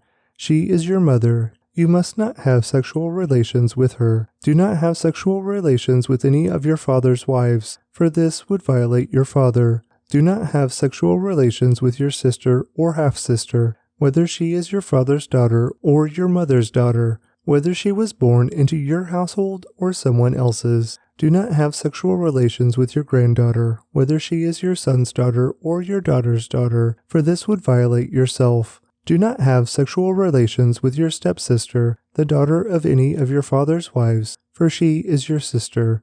Do not have sexual relations with your father's sister, for she is your father's close relative. Do not have sexual relations with your mother's sister, for she is your mother's close relative. Do not violate your uncle, your father's brother, by having sexual relations with his wife, for she is your aunt. Do not have sexual relations with your daughter-in-law, she is your son's wife, so you must not have sexual relations with her. Do not have sexual relations with your brother's wife, for this would violate your brother. Do not have sexual relations with both a woman and her daughter, and do not take her granddaughter, whether her son's daughter or her daughter's daughter, and have sexual relations with her. They are close relatives, and this would be a wicked act. While your wife is living, do not marry her sister and have sexual relations with her, for they would be rivals. Do not have sexual relations with a woman during her period of menstrual impurity. Do not defile yourself by having sexual intercourse with your neighbor's wife. Do not permit any of your children to be offered as a sacrifice to Moloch, for you must not bring shame on the name of your God. I am the Lord. Do not practice homosexuality, having sex with another man as with a woman. It is a detestable sin. A man must not defile himself by having sex with an animal, and a woman must not offer herself to a male animal to have intercourse with it. This is a perverse act. Do not defile yourself in any of these ways, for the people I am driving out before you have defiled themselves in all these ways. Because the entire land has become defiled, I am punishing the people who live there. I will cause the land to vomit them out. You must obey all my decrees and regulations. You must not commit any of these detestable sins. This applies both to native-born Israelites and to foreigners living among you. All these detestable activities are practiced by the people of the land where I am taking you, and this is how the land has become defiled. So do not defile the land and give it a reason to vomit you out, as it will vomit out the people who live there now. Whoever commits any of these detestable sins will be cut off from the community of Israel. So obey my instructions and do not defile yourselves by committing any of these detestable practices that were committed by the people who lived in the land before you. I am the Lord, your God. Leviticus 19. The Lord said to Moses, "Give the following instructions to the entire community of Israel. You must be holy, because I, the Lord your God, am holy. Each of you must show great respect for your mother and father, and you must always obey my Sabbath days of rest. I am the Lord your God. Do not put your trust in idols or make metal images of gods for yourselves. I am the Lord your God. When you sacrifice a peace offering to the Lord, offer it properly, so you will be accepted by God. The sacrifice must be eaten on the same day you offer it, or on the next day. Whatever is left over until the third day must be completely burned up. If any of the sacrifice is eaten on the third day, it will be contaminated, and I will not accept it. Anyone who eats it on the third day will be punished for defiling what is holy to the Lord, and will be cut off from the community. When you harvest the crops of your land, do not harvest the grain along with the edges of your fields, and do not pick up what the harvesters drop. It is the same with your grace crop. Do not strip every last bunch of grapes from the vines, and do not pick up the grapes that fall on the ground. Leave them for the poor and the foreigners living among you. I am the Lord your God. Do not steal. Do not deceive or cheat one another. Do not bring shame on the name of your God by using it to swear falsely. I am the Lord. Do not defraud or rob your neighbor. Do not make your hired workers wait until the next day to receive their pay. Do not insult the deaf or cause the blind to stumble. You must fear your God. I am the Lord. Do not twist justice in legal matters by favoring the poor or being partial to the rich and powerful. Always judge people fairly. Do not spread slanderous gossip among your people. Do not stand idly by when your neighbor's life is threatened. I am the Lord. Do not nurse hatred in your heart for any of your relatives. Confront people directly so you will not be held guilty for their sin.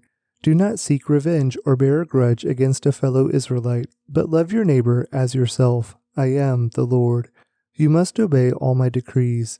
Do not mate 2 different kinds of animals. Do not plant your field with 2 different kinds of seed. Do not wear clothing woven from 2 different kinds of thread. If a man has sex with a slave girl whose freedom has never been purchased, but who is committed to become another man's wife, he must pay full compensation to her master. But since she is not a free woman, neither the man nor the woman will be put to death. The man, however, must bring a ram as a guilt offering and present it to the Lord at the entrance of the tabernacle. The priest will then purify him before the Lord with the ram of the guilt offering, and the man's sin will be forgiven. When you enter the land and plant fruit trees, leave the fruit unharvested for the first 3 years and consider it forbidden. Do not eat it. In the 4th year, the entire crop must be consecrated to the Lord as a celebration of praise. Finally, in the 5th year, you may eat the fruit. If you follow this pattern, your harvest will increase. I am the Lord your God. Do not eat meat that has not been drained of its blood. Do not practice fortune-telling or witchcraft. Do not trim off the hair on your temples or trim your beards. Do not cut your bodies for the dead, and do not mark your skin with tattoos. I am the Lord. Do not defile your daughter by making her a prostitute, or the land will be filled with prostitution and wickedness. Keep my Sabbath days of rest and show reverence toward my sanctuary. I am the Lord. Do not defile yourselves by turning to mediums or to those who consult the spirits of the dead. I am the Lord your God.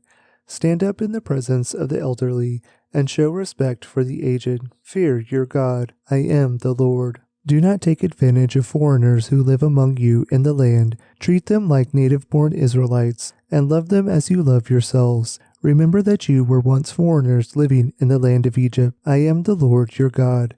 Do not use dishonest standards when measuring length, weight, or volume. Your scales and weights must be accurate. Your containers for measuring dry materials or liquids must be accurate. I am the Lord your God, who brought you out of the land of Egypt. You must be careful to keep all of my decrees and regulations by putting them into practice. I am the Lord. Leviticus 20. The Lord said to Moses, "Give the people of Israel these instructions, which apply to both native Israelites and to the foreigners living in Israel. If any of them offer their children as a sacrifice to Moloch, they must be put to death. The people of the community must stone them to death. I myself will turn against them and cut them off from the community, because they have defiled my sanctuary and brought shame on my holy name by offering their children to Moloch. And if the people of the community ignore those who offer their children to Moloch and refuse to execute them, I myself will turn against them and their families and will cut them off from the community. This will happen to all who commit spiritual prostitution by worshiping Moloch. I will also turn against those who commit spiritual prostitution by putting their trust in mediums or in those who consult the spirits of the dead. I will cut them off from the community. So set yourselves apart to be holy, for I am the Lord your God. Keep all my decrees by putting them into practice, for I am the Lord who makes you holy.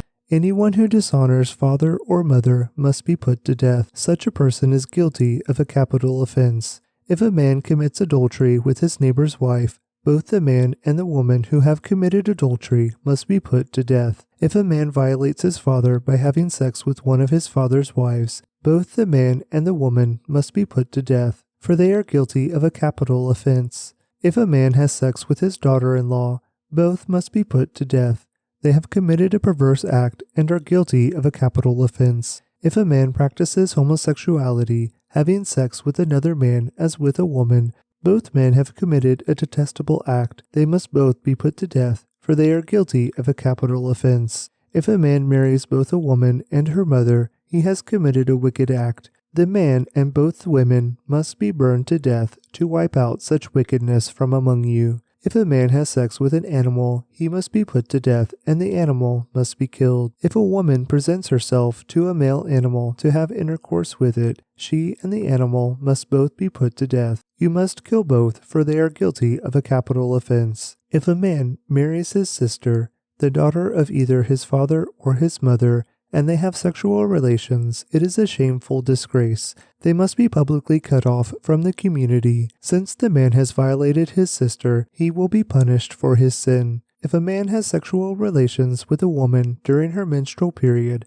both of them must be cut off from the community, for together they have exposed the source of her blood flow. Do not have sexual relations with your aunt, whether your mother's sister or your father's sister. This would dishonor a close relative. Both parties are guilty and will be punished for their sin. If a man has sex with his uncle's wife, he has violated his uncle. Both the man and the woman will be punished for their sin, and they will die childless. If a man marries his brother's wife, it is an act of impurity. He has violated his brother, and the guilty couple will remain childless. You must keep all my decrees and regulations by putting them into practice.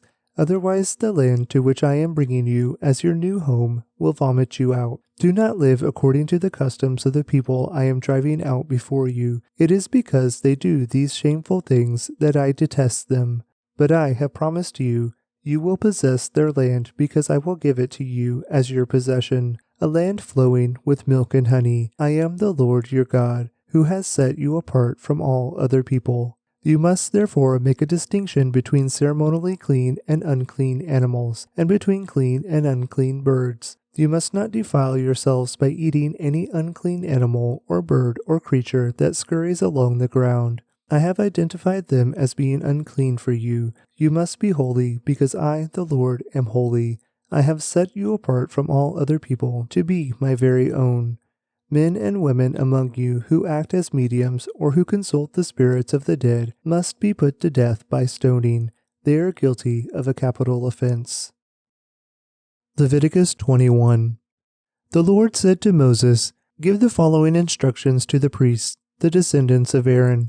A priest must not make himself ceremonially unclean by touching the dead body of a relative. The only exceptions are his closest relatives, his mother or father, son or daughter, brother, or his virgin sister who depends on him, because she has no husband.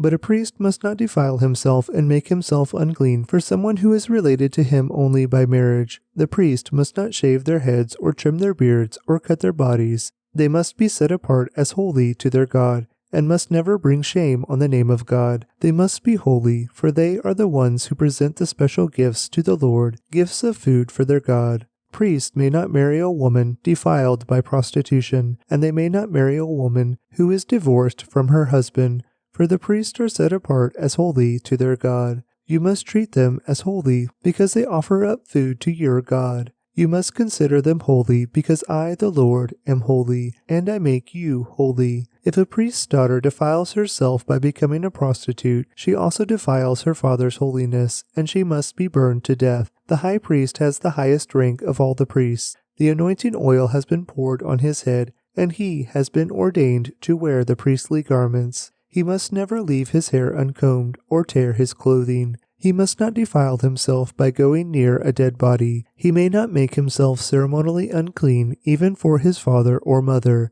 He must not defile the sanctuary of his God by leaving it to attend to a dead person, for he has been made holy by the anointing oil of his God. I am the Lord. The high priest may marry only a virgin. He may not marry a widow, a woman who is divorced, or a woman who has defiled herself by prostitution. She must be a virgin from his own clan, so that he will not dishonor his descendants among his clan, for I am the Lord who makes him holy. Then the Lord said to Moses, Give the following instructions to Aaron.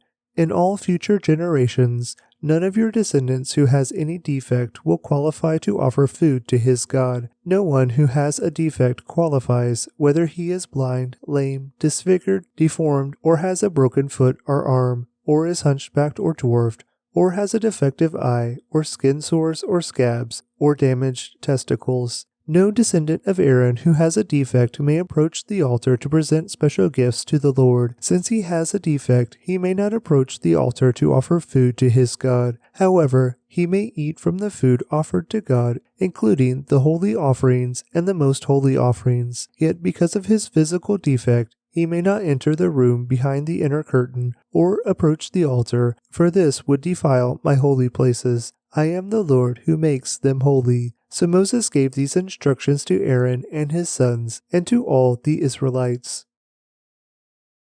Leviticus 22.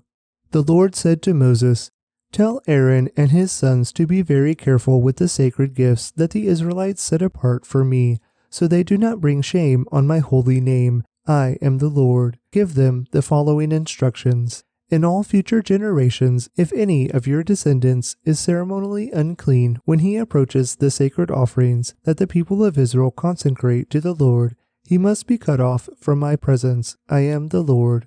If any of Aaron's descendants has a skin disease or any kind of discharge that makes him ceremonially unclean, he may not eat from the sacred offerings until he has been pronounced clean. He also becomes unclean by touching a corpse or by having an emission of semen, or by touching a small animal that is unclean, or by touching someone who is ceremonially unclean for any reason. The man who is defiled in any of these ways will remain unclean until evening. He may not eat from the sacred offerings until he has bathed himself in water. When the sun goes down, he will be ceremonially clean again and may eat from the sacred offerings, for this is his food.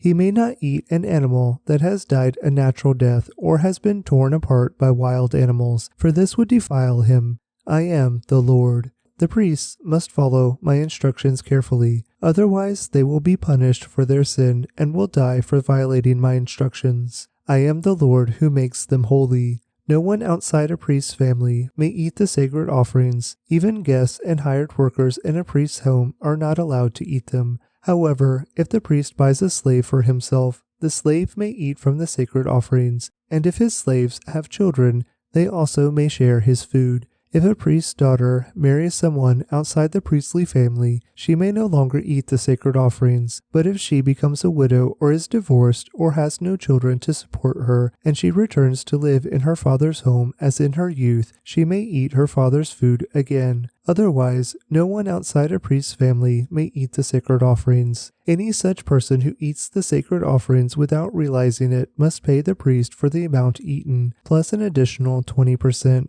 The priests must not let the Israelites defile the sacred offerings brought to the Lord by allowing unauthorized people to eat them. This would bring guilt upon them and require them to pay compensation. I am the Lord who makes them holy. And the Lord said to Moses, Give Aaron and his sons and all the Israelites these instructions, which apply both to native Israelites and to the foreigners living among you. If you present a gift as a burnt offering to the Lord, whether it is to fulfill a vow or is a voluntary offering, you will be accepted only if your offering is a male animal with no defects. It may be a bull, a ram, or a male goat. Do not present an animal with defects, because the Lord will not accept it on your behalf. If you present a peace offering to the Lord from the herd or the flock, whether it is to fulfill a vow or is a voluntary offering, you must offer a perfect animal. It may have no defect of any kind. You must not offer an animal that is blind, crippled, or injured, or that has a wart, a skin sore, or scabs. Such animals must never be offered on the altar as special gifts to the Lord. If a bull or lamb has a leg that is too long or too short, it may be offered as a voluntary offering, but it may not be offered to fulfill a vow. If an animal has damaged testicles or is castrated, you may not offer it to the Lord. You must never do this in your own land, and you must not accept such an animal from foreigners and then offer it as a sacrifice to your God. Such animals will not be accepted on your behalf, for they are mutilated or defective. And the Lord said to Moses, When a calf or lamb or goat is born, it must be left with its mother for 7 days. From the 8th day on, it will be acceptable as a special gift to the Lord. But you must not slaughter a mother animal and her offspring on the same day, whether from the herd or the flock. When you bring a thanksgiving offering to the Lord, sacrifice it properly so that you will be accepted. Eat the entire sacrificial animal on the day it is presented. Do not leave any of it until the next morning. I am the Lord. You must faithfully keep all my commands by putting them into practice, for I am the Lord. Do not bring shame on my holy name, for I will display my holiness among the people of Israel. I am the Lord who makes you holy. It was I who rescued you from the land of Egypt, that I might be your God. I am the Lord. Leviticus 23. The Lord said to Moses, Give the following instructions to the people of Israel. These are the Lord's appointed festivals, which you are to proclaim as official days for holy assembly. You have 6 days each week for your ordinary work, but the 7th day is a Sabbath day of complete rest, an official day for holy assembly. It is the Lord's Sabbath day, and it must be observed wherever you live. In addition to the Sabbath, these are the Lord's appointed festivals, the official days for holy assembly that are to be celebrated at their proper times each year. The Lord's Passover begins at sundown on the 14th day of the first month. On the next day, the 15th day of the month, you must begin celebrating the festival of unleavened bread.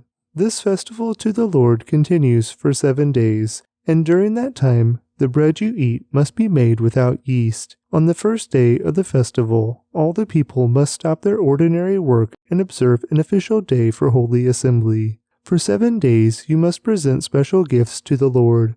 On the 7th day, the people must again stop all their ordinary work to observe an official day for holy assembly. Then the Lord said to Moses, Give the following instructions to the people of Israel.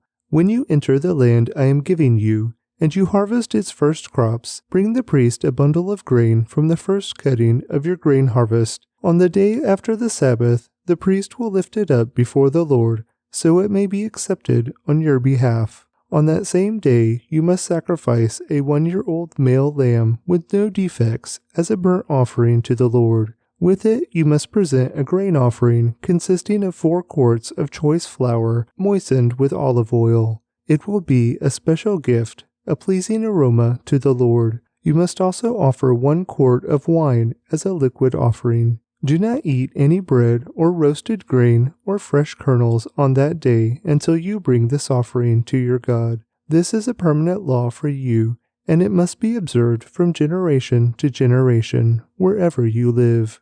From the day after the Sabbath, the day you bring the bundle of grain to be lifted up as a special offering, count off 7 full weeks. Keep counting until the day after the 7th Sabbath, 50 days later. Then present an offering of new grain to the Lord. From wherever you live, bring 2 loaves of bread to be lifted up before the Lord as a special offering. Make these loaves from 4 quarts of choice flour and bake them with yeast.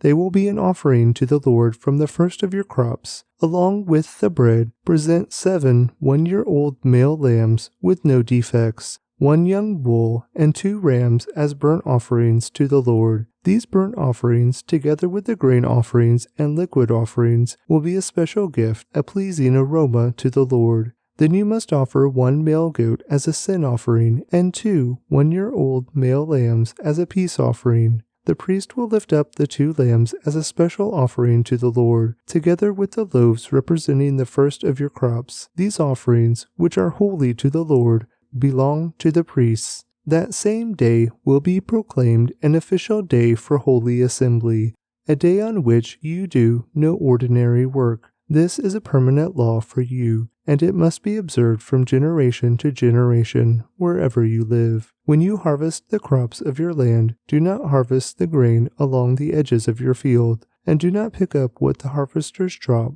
Leave it for the poor and the foreigners living among you. I am the Lord your God. The Lord said to Moses, "Give the following instructions to the people of Israel. On the first day of the appointed month in early autumn, you are to observe a day of complete rest. It will be an official day for holy assembly, a day commemorated with loud blast of a trumpet. You must do no ordinary work on that day. Instead, you are to present special gifts to the Lord." Then the Lord said to Moses, "Be careful to celebrate the Day of Atonement on the 10th day of that same month, 9 days after the Festival of Trumpets. You must observe it as an official day for holy assembly, a day to deny yourself and present special gifts to the Lord. Do no work during that entire day, because it is the Day of Atonement, when offerings of purification are made for you, making you right with the Lord your God. All who do not deny themselves that day will be cut off from God's people, and I will destroy anyone among you who does any work on that day. You must not do any work at all. This is a permanent law for you, and it must be observed from generation to generation, wherever you live. This will be a Sabbath day of complete rest for you, and on that day you must deny yourselves.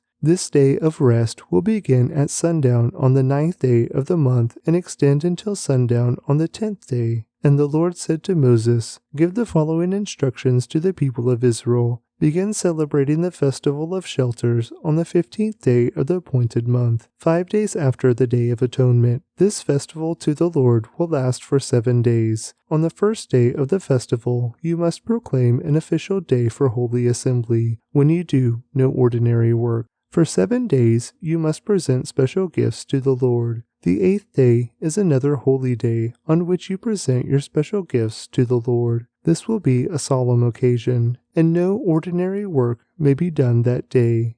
These are the Lord's appointed festivals. Celebrate them each year as official days for holy assembly by presenting special gifts to the Lord, burnt offerings, grain offerings, sacrifices, and liquid offerings, each on its proper day. These festivals must be observed in addition to the Lord's regular Sabbath days, and the offerings are in addition to your personal gifts, the offerings you give to fulfill your vows, and the voluntary offerings you present to the Lord. Remember that this 7-day festival to the Lord, the Festival of Shelters, begins on the 15th day of the appointed month, after you have harvested all the produce of the land. The first day and the 8th day of the festival will be days of complete rest. On the first day, gather branches from magnificent trees, palm fronds, boughs from leafy trees, and willows that grow by the streams. Then celebrate with joy before the Lord your God for 7 days. You must observe this festival to the Lord for 7 days every year. This is a permanent law for you, and it must be observed in the appointed month, from generation to generation. For 7 days you must live outside in little shelters. All native-born Israelites must live in shelters. This will remind each new generation of Israelites that I made their ancestors live in shelters when I rescued them from the land of Egypt. I am the Lord your God. So Moses gave the Israelites these instructions regarding the annual festivals of the Lord. Leviticus 24. The Lord said to Moses, "Command the people of Israel to bring you pure oil of pressed olives for the light, to keep the lamps burning continually. This is the lampstand that stands in the tabernacle in front of the inner curtain that shields the ark of the covenant. Aaron must keep the lamps burning in the Lord's presence all night. This is a permanent law for you, and it must be observed from generation to generation. Aaron and the priests must tend the lamps on the pure gold lampstand continually in the Lord's presence. You must bake 12 flat loaves of bread from choice flour, using 4 quarts of flour for each loaf. Place the bread before the Lord on the pure gold table and arrange the loaves in 2 stacks, with 6 loaves in each stack.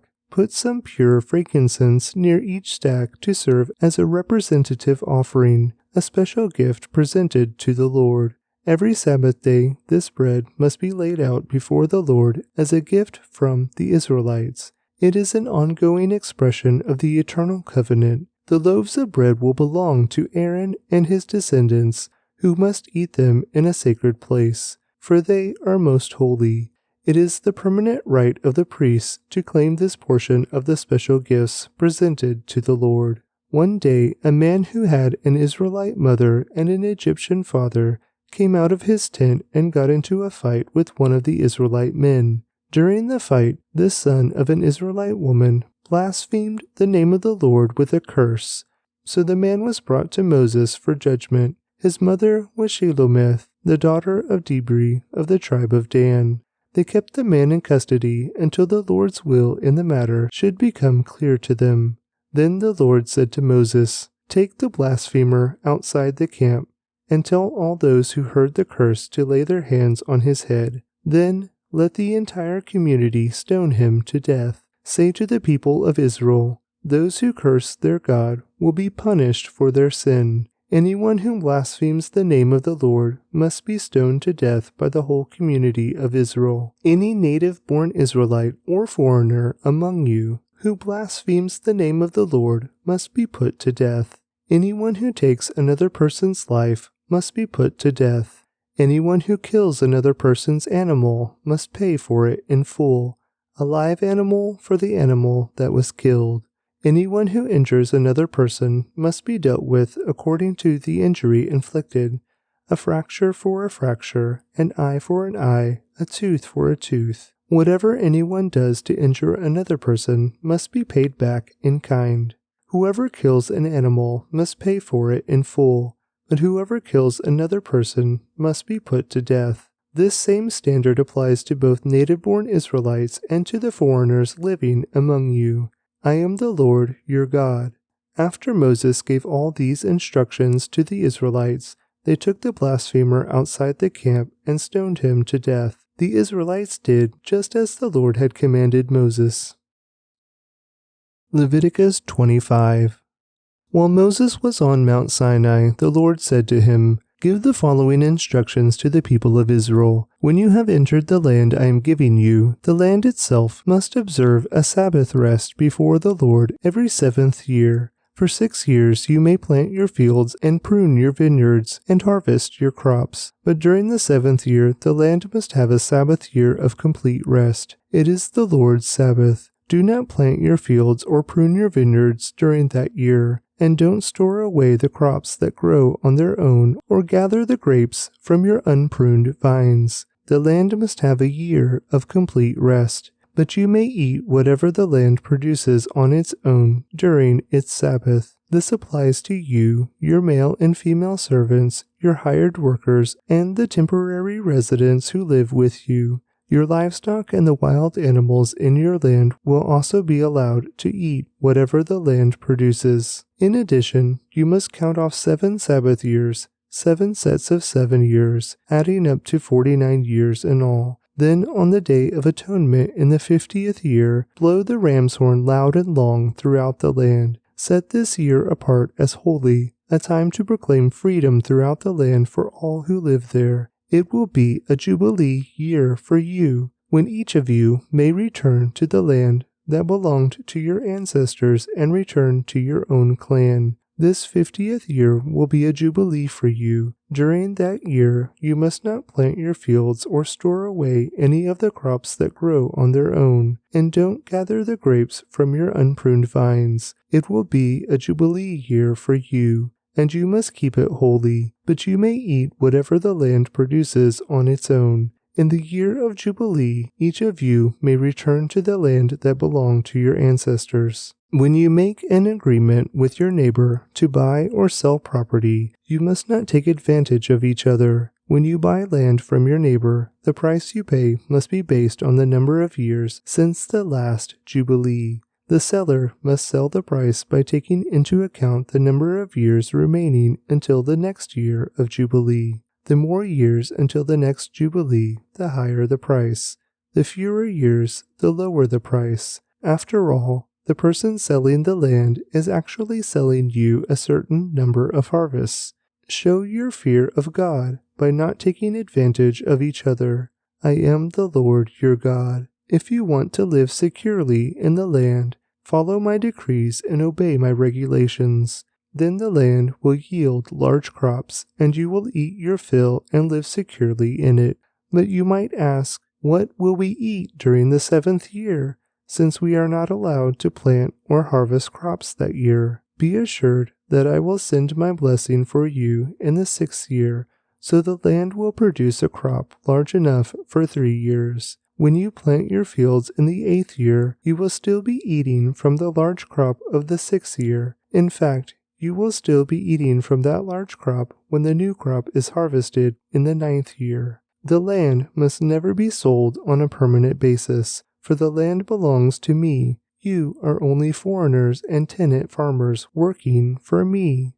With every purchase of land, you must grant the seller the right to buy it back. If one of your fellow Israelites falls into poverty and is forced to sell some family land, then a close relative should buy it back for him. If there is no close relative to buy the land, but the person who sold it gets enough money to buy it back, then he has the right to redeem it from the one who bought it. The price of the land will be discounted according to the number of years until the next year of Jubilee. In this way, the original owner can then return to the land. But if the original owner cannot afford to buy back the land, it will remain with the new owner until the next year of Jubilee. In the Jubilee year, the land must be returned to the original owners so they can return to their family land. Anyone who sells a house inside a walled town has the right to buy it back for a full year after its sale. During that year, the seller retains the right to buy it back, but if it is not bought back within a year, the sale of the house within the walled town cannot be reversed. It will become the permanent property of the buyer. It will not be returned to the original owner in the year of Jubilee. But a house in a village, a settlement without fortified walls, will be treated like property in the countryside.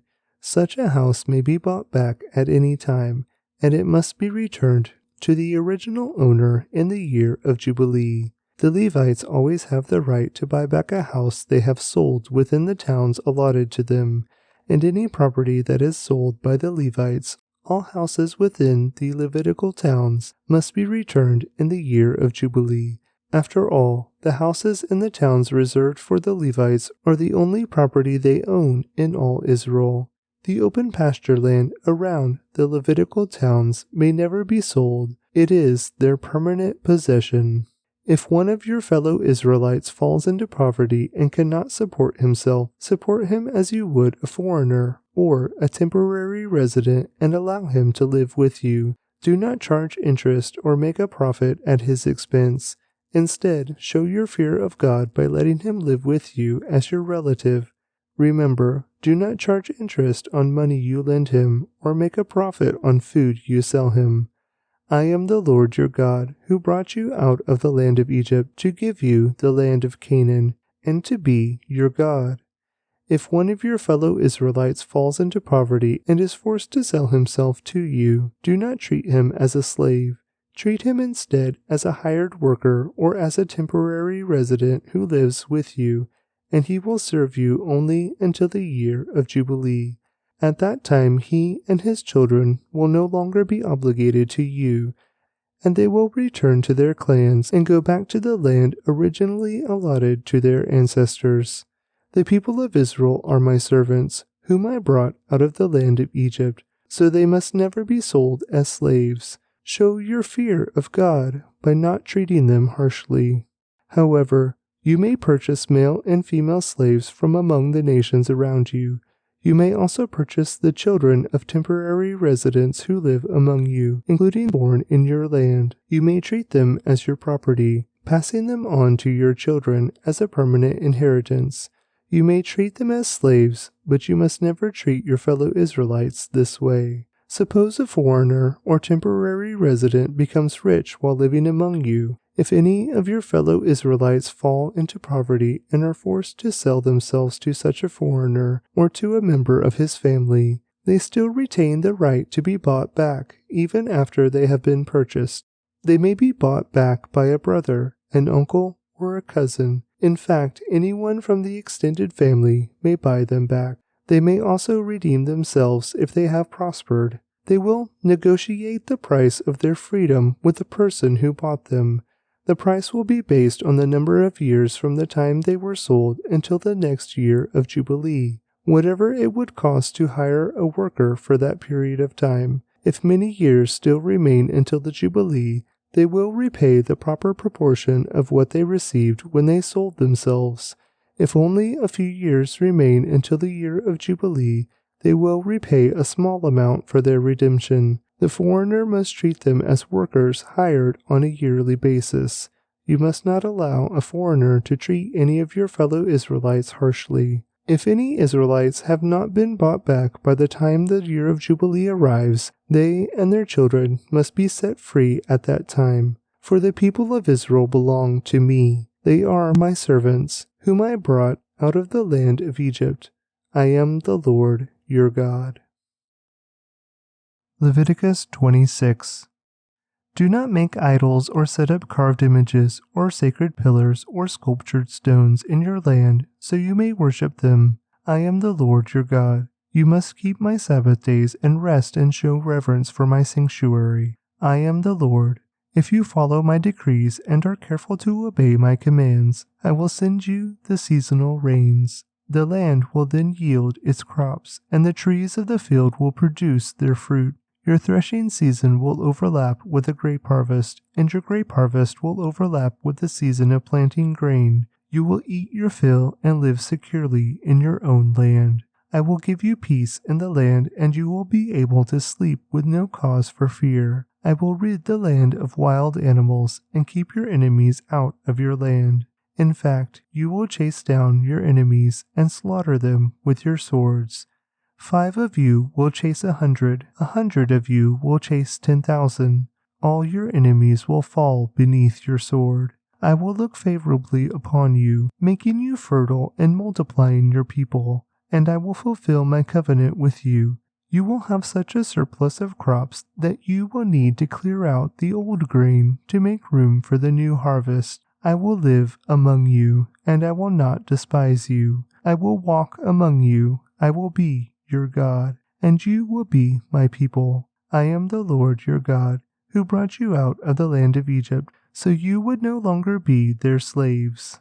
I broke the yoke of slavery from your neck, so you can walk with your heads held high.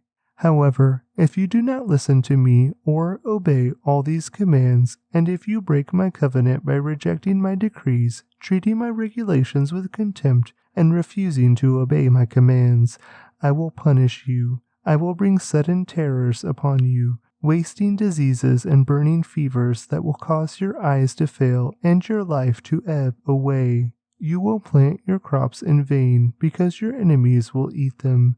I will turn against you, and you will be defeated by your enemies.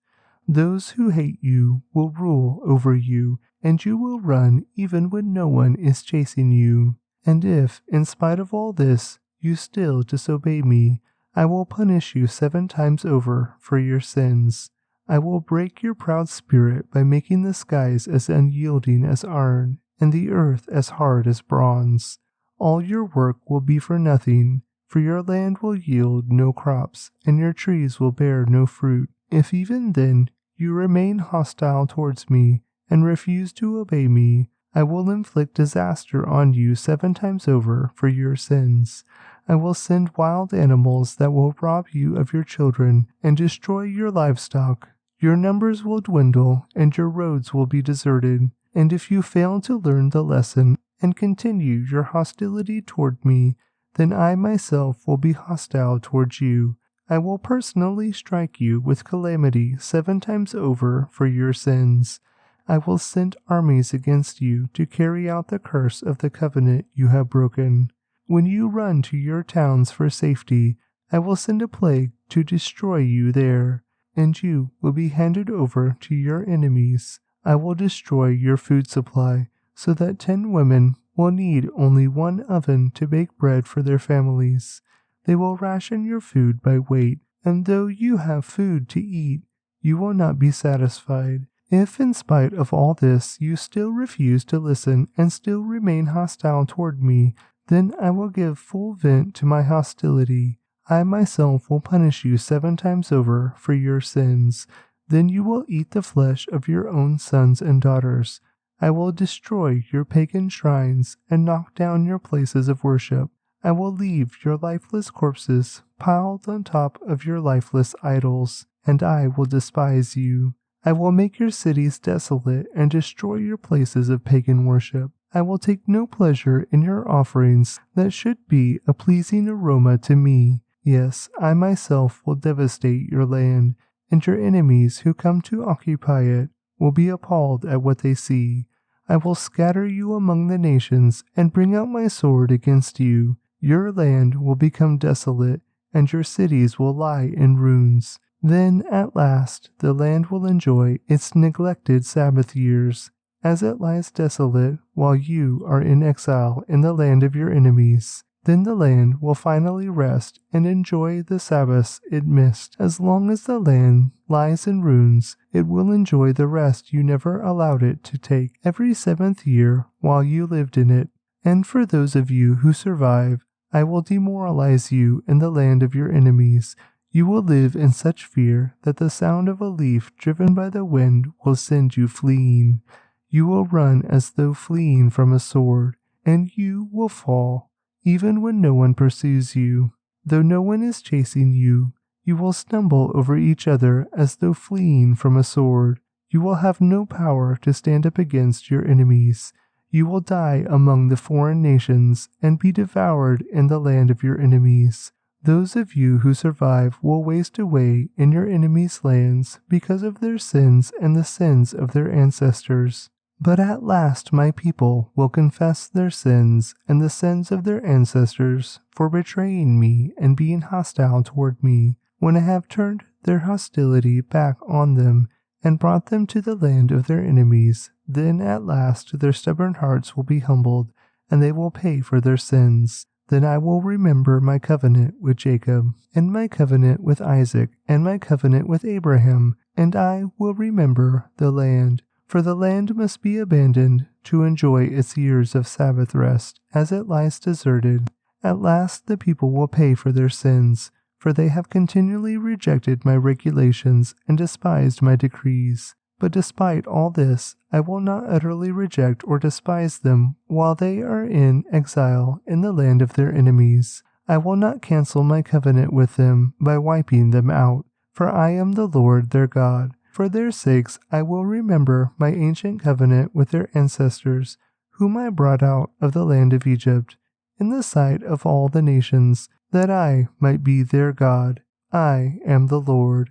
These are the decrees, regulations, and instructions that the Lord gave through Moses on Mount Sinai as evidence of the relationship between himself and the Israelites. Leviticus 27. The Lord said to Moses, "Give the following instructions to the people of Israel. If anyone makes a special vow to dedicate someone to the Lord by paying the value of that person, here is the scale of values to be used. A man between the ages of 20 and 60 is valued at 50 shekels of silver, as measured by the sanctuary shekel. A woman of that age is valued at 30 shekels of silver. A boy between the ages of 5 and 20 is valued at 20 shekels of silver. A girl of that age is valued at 10 shekels of silver. A boy between the ages of 1 month and 5 years is valued at 5 shekels of silver. A girl of that age is valued at 3 shekels of silver. A man older than 60 is valued at 15 shekels of silver. A woman of that age is valued at 10 shekels of silver. If you desire to make such a vow but cannot afford to pay the required amount, take the person to the priest. He will determine the amount for you to pay based on what you can afford. If your vow involves giving an animal that is acceptable as an offering to the Lord, any gift to the Lord will be considered holy. You may not exchange or substitute it for another animal, neither a good animal for a bad one, nor a bad animal for a good one. But if you do exchange one animal for another, then both the original animal and its substitute will be considered holy. If your vow involves an unclean animal, one that is not acceptable as an offering to the Lord, then you must bring the animal to the priest. He will assess its value, and his assessment will be final, whether high or low. If you want to buy back the animal, you must pay the value set by the priest plus 20%. If someone dedicates a house to the Lord, the priest will come to assess its value. The priest's assessment will be final, whether high or low. If the person who dedicated the house wants to buy it back, he must pay the value set by the priest plus 20%. Then the house will again be his. If someone dedicates to the Lord a piece of his family property, its value will be assessed according to the amount of seed required to plant it. 50 shekels of silver for a field planted with 5 bushels of barley seed. If the field is dedicated to the Lord in the year of Jubilee, then the entire assessment will apply. But if the field is dedicated after the year of Jubilee, the priest will assess the land's value in proportion to the number of years left until the next day of Jubilee. Its assessed value is reduced each year. If the person who dedicated the field wants to buy it back, he must pay the value set by the priest plus 20%. Then the field will again be legally his. But if he does not want to buy it back, and it is sold to someone else, the field can no longer be bought back. When the field is released in the year of Jubilee, it will be holy, a field specially set apart for the Lord. It will become the property of the priests. If someone dedicates to the Lord a field he has purchased, but which is not part of his family property, the priest will assess its value based on the number of years left until the next year of Jubilee. On that day he must give the assessed value of the land as a sacred donation to the Lord. In the year of Jubilee, the field must be returned to the person from whom he purchased it, the one who inherited it as family property. All the payments must be measured by the weight of the sanctuary shekel, which equals 20 gerahs. You may not dedicate a firstborn animal to the Lord, for the firstborn of your cattle, sheep, and goats already belong to him. However, you may buy back the firstborn of a ceremonially unclean animal by paying the priest's assessment of its worth, plus 20%. If you do not buy it back, the priest will sell it at its assessed value. However, anything specially set apart for the Lord, whether a person, an animal, or family property, must never be sold or bought back. Anything devoted in this way has been set apart as holy, and it belongs to the Lord. No person specially set apart for destruction may be bought back. Such a person must be put to death. 1/10 of the produce of the land, whether grain from the fields or fruit from the trees, belongs to the Lord and must be set apart to him as holy. If you want to buy back the Lord's 10th of the grain or fruit, you must pay its value plus 20%. Count off every 10th animal from your herds and flocks and set them apart for the Lord as holy. You may not pick and choose between good and bad animals, and you may not substitute one for another. But if you do exchange one animal for another, then both the original animal and its substitute will be considered holy and cannot be bought back. These are the commands that the Lord gave through Moses on Mount Sinai for the Israelites.